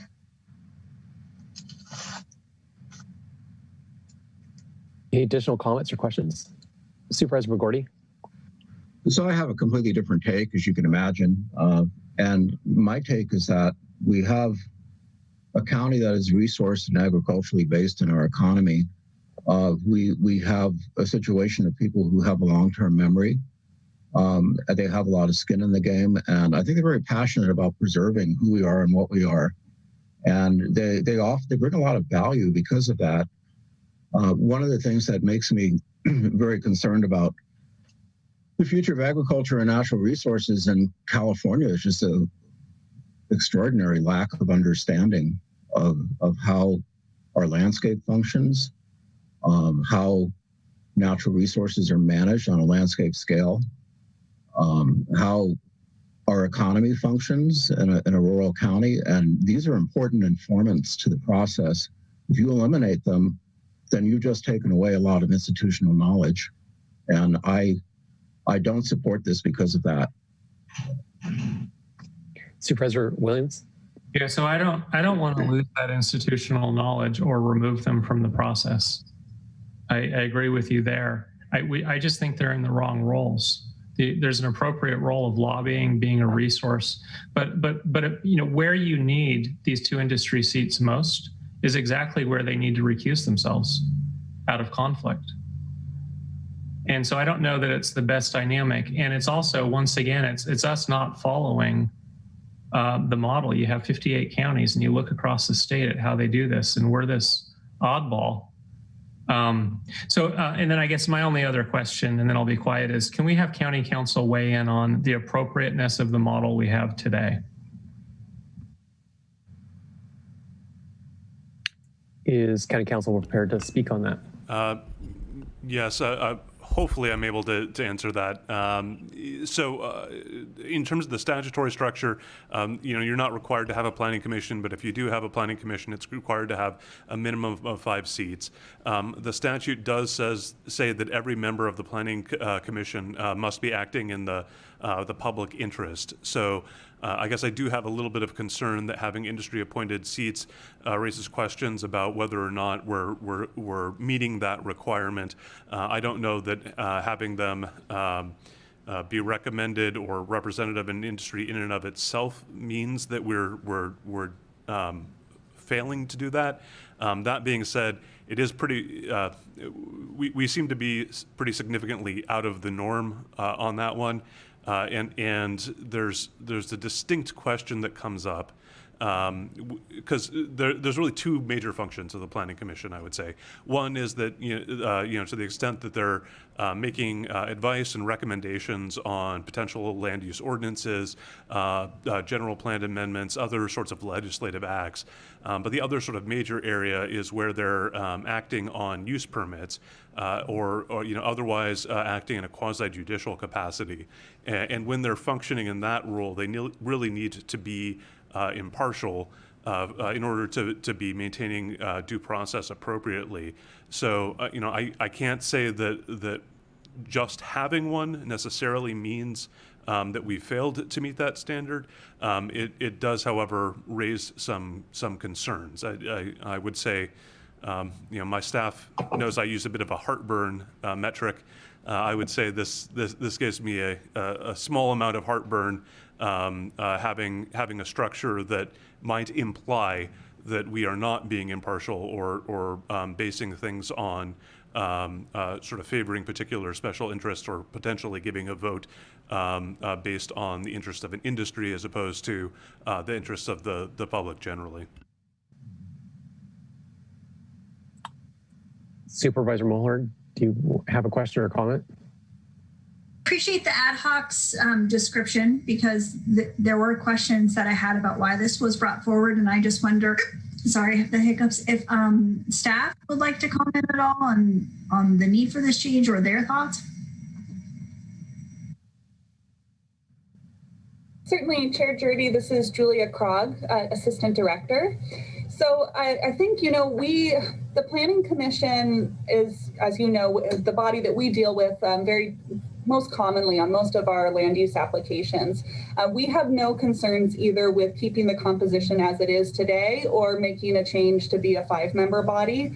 I think it's just important to ensure that all members that are part of the Planning Commission, that they participate fully in all of the meetings and such. And I know that in the agenda summary, there was noting about some concerns. We've had some issues with quorum at times, but hopefully we're getting past that point, given that we have new district representatives, one that was appointed this morning to the Planning Commission. And so, in terms of staff and from the department perspective, we are really sort of neutral on this point and supportive of whichever direction the board would like to go on this.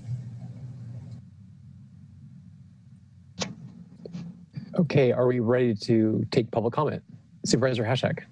If I could just, thank you, Mr. Chair, just be clear, is that Supervisor Williams and I aren't an ad hoc on this issue. We're just 2 people who co-sponsored it. Okay. Thank you for that. Thank you. Do we have any public comment on this item? Yeah, we have 1 voicemail comment, and then we do have 1 caller who signed up. So first we'll go to the voicemail comment left yesterday.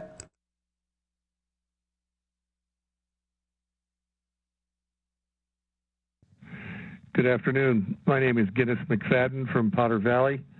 This is in reference to the next Tuesday's meeting, item 6A, which is a question as to whether or not to limit the Planning Commission to 5 seats, 1 for each supervisorial district, and remove 2 at-large seats for appointees with a knowledge of either agriculture or forestry.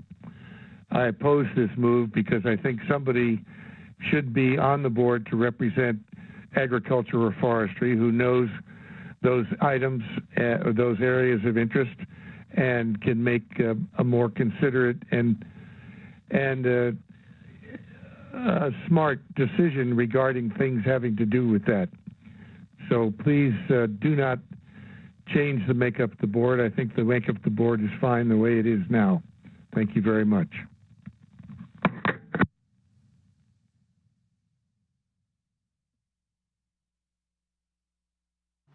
Next on the line is Anna Stockel. Hi, can you hear me this time? Yes, we can hear you. Yay. Okay, so I have a comment about this, please. I think, well, regarding the agriculture position, in the last 4 years, I have no knowledge of that helping me or any other farmers in regarding planning. And then to Ted Williams' point about other interests, as two of you know, I'm a very strong advocate of the coast and coastal businesses. So, you know, if we're going to have forest and we're going to have agriculture, then we should add the coast. And then where does it end? So I just want to say I'm in favor of this, and we need to have other very visible avenues for these interests to be represented in planning and to the board. So that's my comment. I would now like to please ask the board. I was supposed to comment at 3A this morning. I was on the phone. I know I use an app. I don't have cell service in Cleon, and I know my phone was unmuted. I don't know what happened. I spoke at a previous meeting just fine. But I know you have been accommodating technical difficulties all day. So if you would please allow me to reset the 3-minute clock, either now or before the end of the meeting, and let me make my public statement, I would very much appreciate it. I worked very hard on it, and it's time sensitive. Thank you very much.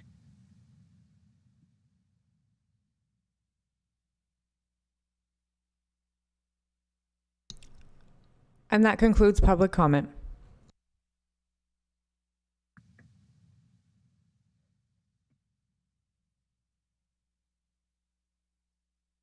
Well, I'll speak up because I may be the only one who hasn't spoken at this point. This issue has come up over the years, and when it's come up in the past, I talked with a former 4th District Planning Commissioner, and she, on the whole, felt there was a contribution made by the ag and forestry representatives, but did have mixed feelings about it. This wasn't something I wanted to put on the agenda because, therefore, I had mixed feelings about it. I'm not sure something is broken, but on the other hand, as I've spoken to members of the 4th District, people have asked me, well, is this a system you would create if you were to create this from scratch? And would you pick these 2 particular industries, or would you pick any industries, or would you just go with 5 planning commissioners appointed by 5 supervisors? And that is the model that I believe every city uses in Mendocino County. Each city council member appoints a planning commissioner. And then I also look at the qualifications and the character of the people that the board has appointed to the planning commission. And I think on both levels, you know, we have really stellar people, including the current ag and the current forestry representative. So I'm not concerned that if the composition changed, that decisions would be made in a different way. I think everybody on the planning commission respects preserving ag and open space, doesn't want to see, you know, towns sprawl unconditionally. So I don't really see a downside to changing it, and I have a tough time justifying, given where we are right now, continuing the makeup that we have right now. But again, I respect everybody who's on the planning commission. I think they're honorable and contributing members of the planning commission.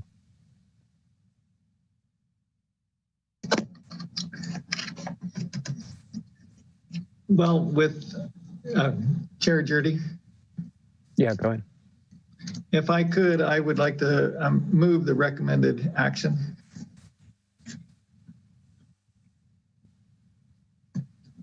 Second.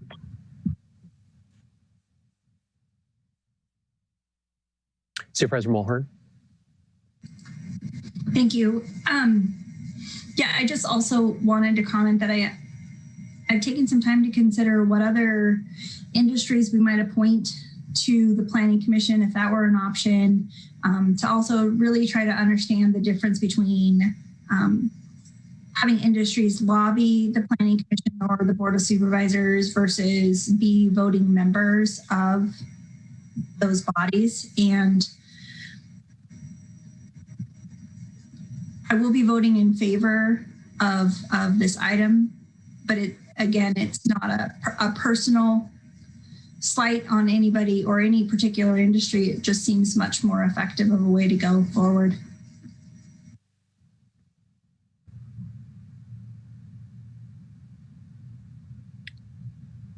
Okay, looks like we should call the roll. Supervisor Williams? Yes. Chair Jurdy? Yes. Supervisor Haschak? Yes. Supervisor Mulherin? Yes. And Supervisor McGordy? No. With the concurrence of the board, I'd like The motion. county. I'm sorry. The motion carries with Supervisor McGordy dissenting. With the concurrence of the board, I'd like the county to send. We have commemorative pictures that we can send to the two outgoing planning commissioners. I'd like us to do that. Chair Jurdy? Yeah. Yeah. With your permission, if this is appropriate, I would also like to suggest that it may be appropriate to give some direction to staff to work on a process for workshops for the Planning Commission to cover agriculture, forestry. I imagine there are some other topics, maybe it's coastal issues and so forth. Because what I've seen in telecommunications is a lot of times the background knowledge is needed at the time of a contentious hearing. And it would be great to provide more education, get everybody aligned on what our strategic goals are, how staff thinks we can get there, the procedures, to both streamline the process and set some vision. Because I think what Supervisor McGordy brought up is very important. We don't want to lose that institutional knowledge. Perhaps there's another effective way to educate the entire Planning Commission and maybe the Board of Supervisors about some of that knowledge. Would there be willingness to direct staff to work on a concept of workshops for applicable topics? Supervisor McGordy? I clearly would welcome that. I think it's really important that we all as a board have good agricultural natural resources literacy, that we understand living in a largely rural county with a small population, that we need to be really aware of the environment that's around us. Just as I appreciate learning from you about your expertises that I don't have, I think it's really important for us not to forget where we are and where we came from. And that's an old saying of mine, you can't know where you're going if you don't know where you came from. And our agricultural natural resources background is really our history, and it hasn't always been correct, but it's always been consistent. It's always been something that's helped our county move along. And this is, in some respects, a little bit of a turning point. You know, your arguments are compelling. Simplicity is nice, where we get it down to a easier group to work with. But by the same token, my heart's always going to be with, you know, the folks who brought us here to the dance, as it were. So I support the suggestion by Supervisor Williams, and it sounds like Supervisor McGordy does well. Supervisor Haschak? Yeah, I support that too, and thank you. And I was just wondering if it's appropriate at this point to look at alternatives or alternates for the Planning Commission seats, so that we don't have problems with people missing. If one person, you know, there'll be an alternate for each seat. And I don't know if County Council will allow us to consider that at this point. If I may, so I don't allow anything. I just advise and recommend. But it would be helpful to me as the person who would be drafting the ordinance and bringing it back to the board to understand if the board does want to have a structure for alternates, and if so, what that would look like. You know, it saves a little bit of time if I've got clear direction before I put pen to paper. Well, then if I could continue on, then I think that it would be appropriate to have an alternate for each planning commission seat. And that alternate would also be appointed by each supervisor.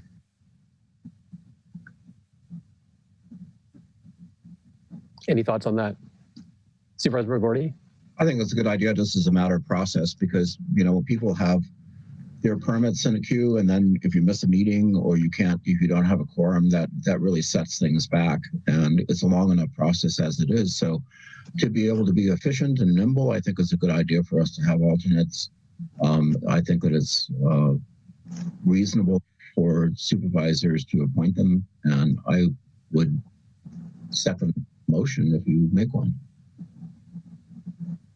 Supervisor Hashak. Yeah, and I guess the reason I'm doing this is because we do want to have a full set of supervisors. We don't want to get to the point where we have a quorum of 3 and then a majority of 2 being able to move something forward. And so I think that if we had this alternate seat, then we would be able to have pretty much 5 at every meeting, and that would be beneficial to the democratic process. Mr. Chair, if I could just ask for clarification, I think I understood correctly, but I hope I just want to confirm, if I may. Go ahead. So if I understand correctly, what Supervisor Hashak is saying is that there would be 5 alternate seats.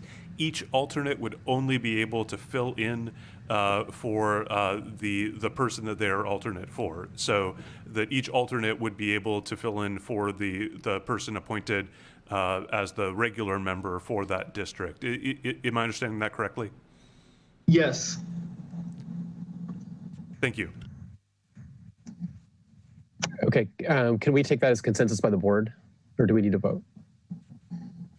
I think I've got clear direction. Okay. Okay, all right.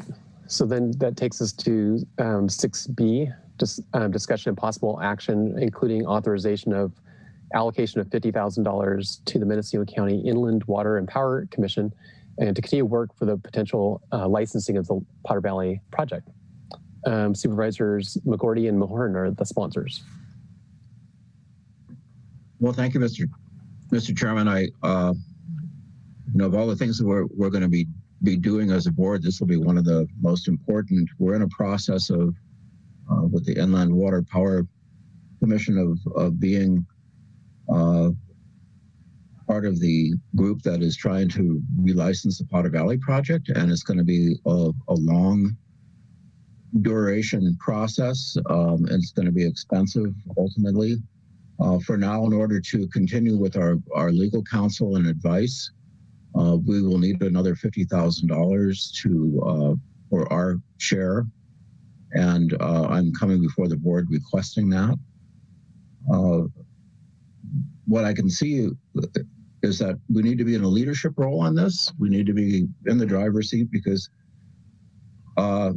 water security is something that is huge for obviously along the Russian River, and that affects 3 of our districts. So really for the entire population from Potter Valley to the confluence of Dry Creek, the Potter Valley project is an important source of water as it goes through Lake Mendocino and then is distributed by the Russian River. And water security has got to be one of the highest things that we face as a board of supervisors, not only for the Russian River Basin, but for all of them. And that's why I was really pleased to hear that Boonville is working on developing their own water system. And I've had a discussion with Supervisor Jurdy about Fort Bragg and their water security. And I know in Supervisor Williams' district, the town of Mendocino is pretty water insecure. It's something that's kind of crazy when you think about all the rainfall that we get, but unfortunately, we just don't have the right geological formations to store water. So about half the flow of the Colorado River falls on top of Mendocino every year, which is about 7.5 million acre feet. But most of it goes right on out to the sea, and we have very little of water storage along the way. With climate change, what we're seeing now is that we have about 3 rain events a year, and most of our water is happening. Hopefully we're getting one of them this week. of what we call atmospheric rivers.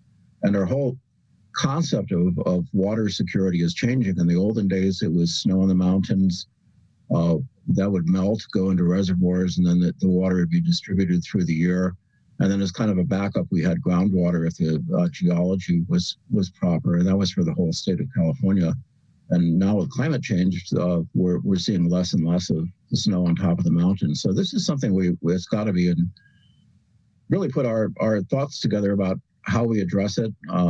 Obviously, I'm getting a little long-winded here. Potter Valley project, absolutely critical to us, but there's other things that we should be looking at too. Let's not take our eyes off the ball on the coastal water systems, and Willits also is not exactly in terrific shape, and water development is something that we need to be focused on for the well-being of Mendocino County if we're going to keep our communities viable.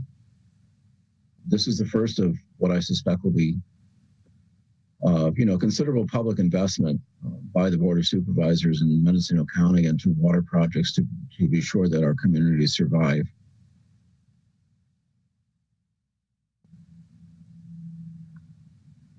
Supervisor Mulhern? I don't have anything to add to that. Thank you. Okay. Supervisor Williams? Yeah, of course, I support the item for all the reasons stated. But I'm curious, where do you see the progress bar? How much more do we need to spend before we hit that finish line? That's kind of the old question of how much you got. So, I mean, do you see us spending $500,000 eventually, or just ballpark? If you were to round it. At least that, until we come up with some other method of monetizing the process, because this is going to continue to be quite expensive. Where we are in the process is we're basically trying to get back from FERC our proposal to continue the studies that need doing for relicensing, and that we should know an answer to that sometime very shortly, and then we'll have to come up with the money to conduct the study. So we're talking millions, quite honestly. So one of the things that we're planning on doing is having a workshop on how we might potentially monetize this, and the method that you used for putting in the fire safety roads and Willits is one of the ways that we're thinking would be reasonable to do it. So, but I also feel strongly that part of the water is going to be used for public resources, public trust resources like fish and wildlife and riparian habitat. So at some point, the state also has to be a participant in this. Yeah, millions, easily. Chair Jurdy. Go ahead. Yeah, so we've contributed 50,000 before, but there's other entities contributing to this, correct? Yes. And so it's not just Mendocino County, but what are the other entities that contribute to this purpose? So Humboldt County, CalTrout, which is a private organization that is involved in promoting fisheries, Sonoma County Water Agency, the tribes of Round Valley, and gosh, I'm forgetting somebody. Help me, Mo. The city of Ukiah, the Redwood Valley Yes. County Water District participates, though they haven't contributed financially. The Potter Valley Irrigation District contributes financially, and the Russian River Flood Control District also. All of those boards have heard this item. If they haven't heard it already, they will hear it this month, and they will also offer a proportionate share or a contribution. And that is one of the things that the group is working on, is moving forward percentage-wise. How do we move forward with determining who's contributing exactly what? And one of the things that I hear often, just being born and raised in Mendocino County, are questions about why Lake Mendocino County is controlled by Sonoma County. And I think that is, for me, a key piece of why it's incredibly important that Mendocino County is at the table to have these important conversations about the Potter Valley project, so that our water resources are not given and to other players because we're not at the table. So that's really important for our county to consider. Not only are we at the table, but we need to be in more or less a leadership role. I think that's the other point, that we can't be passive, and we're really lucky because we have Janet Pauley kind of taking the lead on this, and she's been at it for over 30 years, so she's very good. She really knows what's happening, and she knows the players, and she knows good strategies. Okay. Do we have any public comment on this item? No, Chair Jurdy, there's no request for comment on this item. Okay. Would someone like to make a motion? I'll move the recommended action.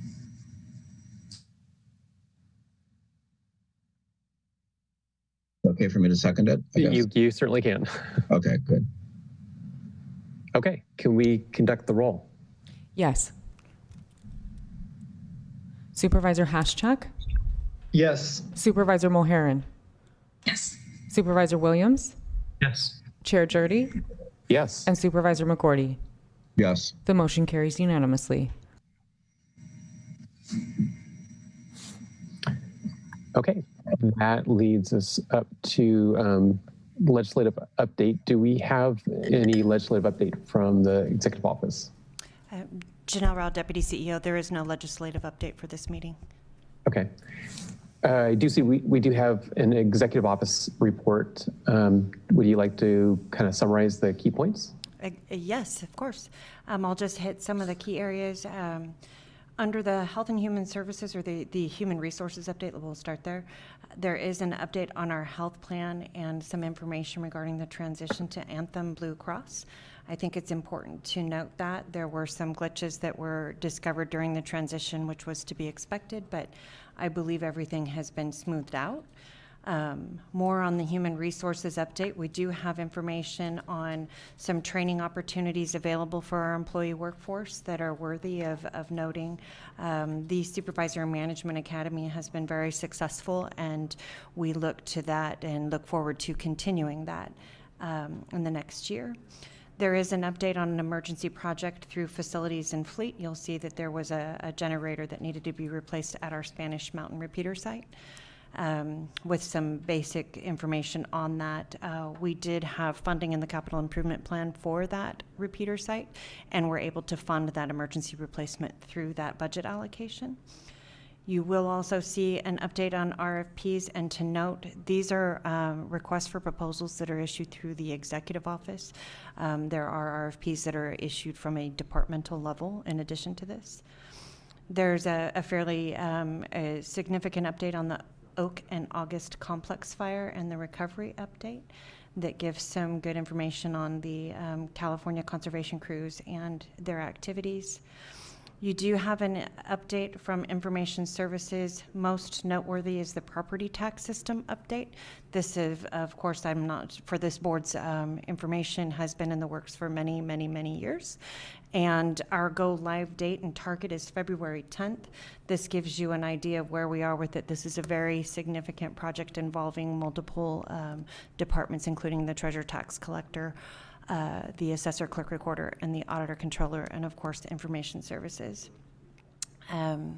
There is a fairly lengthy update from the ag department referencing various activities. There's a very lengthy update from Health and Human Services. If there's any questions there, I'd be happy to answer those.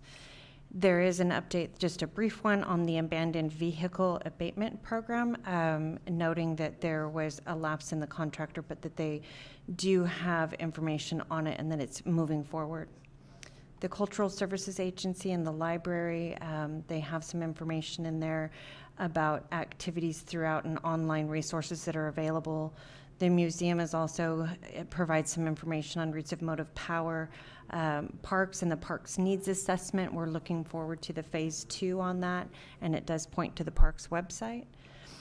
Animal Care Services gives some of their statistics per usual, and then there is, of course, an update on the board meetings and upcoming boards and commission vacancies.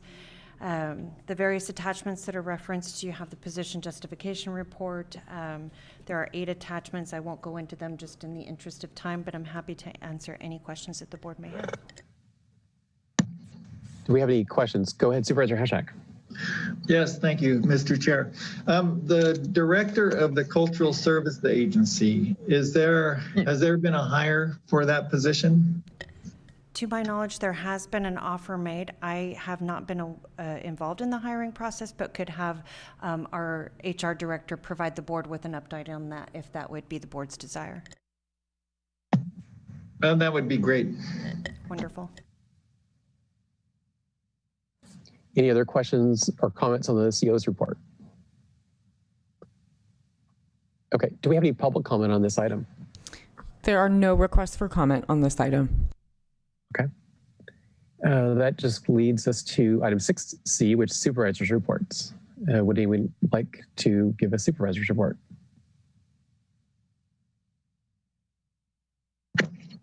Supervisor McGordy. So Supervisor Haschak and I met with my daughter, Carolyn Supple, who is a consultant on business development plans. And we are kind of starting to gather information on what might be appropriate for us. We are working on it, even though we're not ready to report out yet. I just wanted to let you know we haven't forgotten. Thank you. Any other reports? Supervisor Hashak. Yeah, I'll go. One of the issues that we had before the pandemic was, which we still have, is the lack of personnel for our ambulance service. And so that's one of the factors in Mendocino County that's holding back our, limiting what we have for ambulance service. And so I've been working with Mendocino College, and I had a conversation with Deborah Pollock the other day, who's Vice President of Academic Affairs. And in the fall, Mendocino College is going to be offering a paramedic training. And so that will be great news. And it's in collaboration with the College of Siskiyous. So if anyone has anyone who might be interested in the paramedic training, if we can get people trained, that will help out the ambulance service, and that's delivery. Supervisor Jurdy and I, as the ad hoc on looking at the wildlife services and alternative supplemental services for that, we met with Rich Molinari, the Director of Animal Care, and we've been looking at how we might be able to consolidate animal control, animal care, and wildlife services. So we had a couple conversations, and I think that there was some positive energy behind it. I met with the ad hoc for cannabis met several times. We met once with the attorney representing the county for this, looking at the CEQA issues that we have. And so that was a kind of a get to know each other and get to know what the issues are. So that happened. And then we also had a meeting with the cannabis staff. And I think that what we need is board direction to cannabis staff to come back at the next meeting to give an update on the third-party consultant framework for the phase 1 people. I think that would be greatly appreciated, that people want to know what's going on. And so if we could give staff that kind of direction, it would be appreciated. We certainly could. I guess it probably was part of the discussion yesterday's meeting, but we could certainly direct them to come back at the next available meeting, ideally in the next meeting. Yeah, I think that there was a little bit of it, the talk of it, but I think that people want to know what is actually happening, where they can get the information, what we're doing about it, all that kind of nuts and bolts. Excuse me, Chair Jurdy, may I just ask who is being directed to come back at the next meeting? I think we'd be both planning a building in the cannabis division. Thank you. Right. Correct. Okay. I had a little a town hall kind of meeting the other day about the Willits groundwater project, and information from the city of Willits and concerned people from the Little Lake Valley. A good discussion, lots of information shared. I have a virtual town hall this Sunday afternoon, I think at 4 o'clock. And then that's open for anyone in the county, but certainly 3rd District people.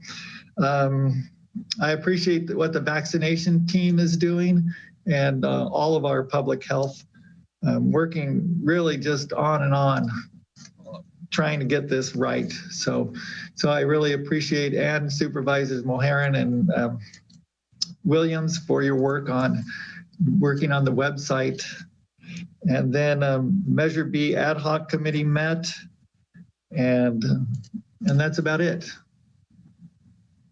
So. Okay. Any other reports? Supervisor Mulherin. I just wanted to say that I do a weekly summary or weekly report on my website, maureenmulhern.com, and I plan to only use this time if there's something that I need support or have questions on. So thank you for the opportunity to share that out. Any other reports? I just would add that 2 things. The Harbor District is now fully staffed with 5 commissioners, 2 appointed by the City of Fort Bragg, 2 appointed by the Board of Supervisors, and 1, the chair, jointly appointed by both groups.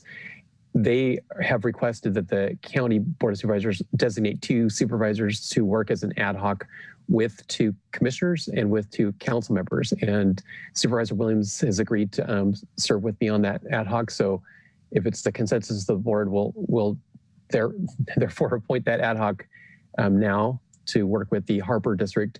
They have a sustainability kind of infrastructure plan for the harbor, and they want to just be having good communication with the county and the city to implement that infrastructure plan. Okay, getting a thumbs up. Okay. And then finally, the retirement board is, some of you have probably been following, if not all of you. The staff there for the last 3 years has found a need to go through the records of all existing and retired county employees just to confirm on about 12 different areas that data was entered correctly. In the past, certainly years ago, data was entered manually. It was being transferred into an online cloud-based form, and they were observing data mistakes. And so they're in the process of going through every single account, and they've mailed letters to people who may have an issue with some piece of data that was incorrect, and they are getting back to, in batches, the retired employees who may have a change up or down in their monthly retirement payment as soon as they can, but they're doing it in batches. It's the only way methodically that they could do this. So I just want to make sure the board was fully aware of that, and there's more that you could see on the retirement board's website if you want more information. Chair Jordy? Yeah. If I can just jump in here for one quick point of clarification. The ad hoc to work with Noyo Harbor District on the appointments, was it for 2 commissioners, and did you say Supervisors Williams and Jordy? So we would be appointing Supervisors Williams and myself. The commission would be appointing 2 commissioners, and the city council would be appointing 2 of theirs. So our action is to appoint Supervisor Williams and myself. Fantastic. Thank you. Okay. Do we have any public comment on this agenda item? There's no public comment on this item. Thank you.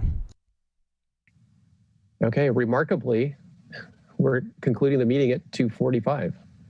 What a cohesive team we have here. Okay. Thank you all. Congratulations. Thank you. Thank you. Have a nice day. Mm-hmm.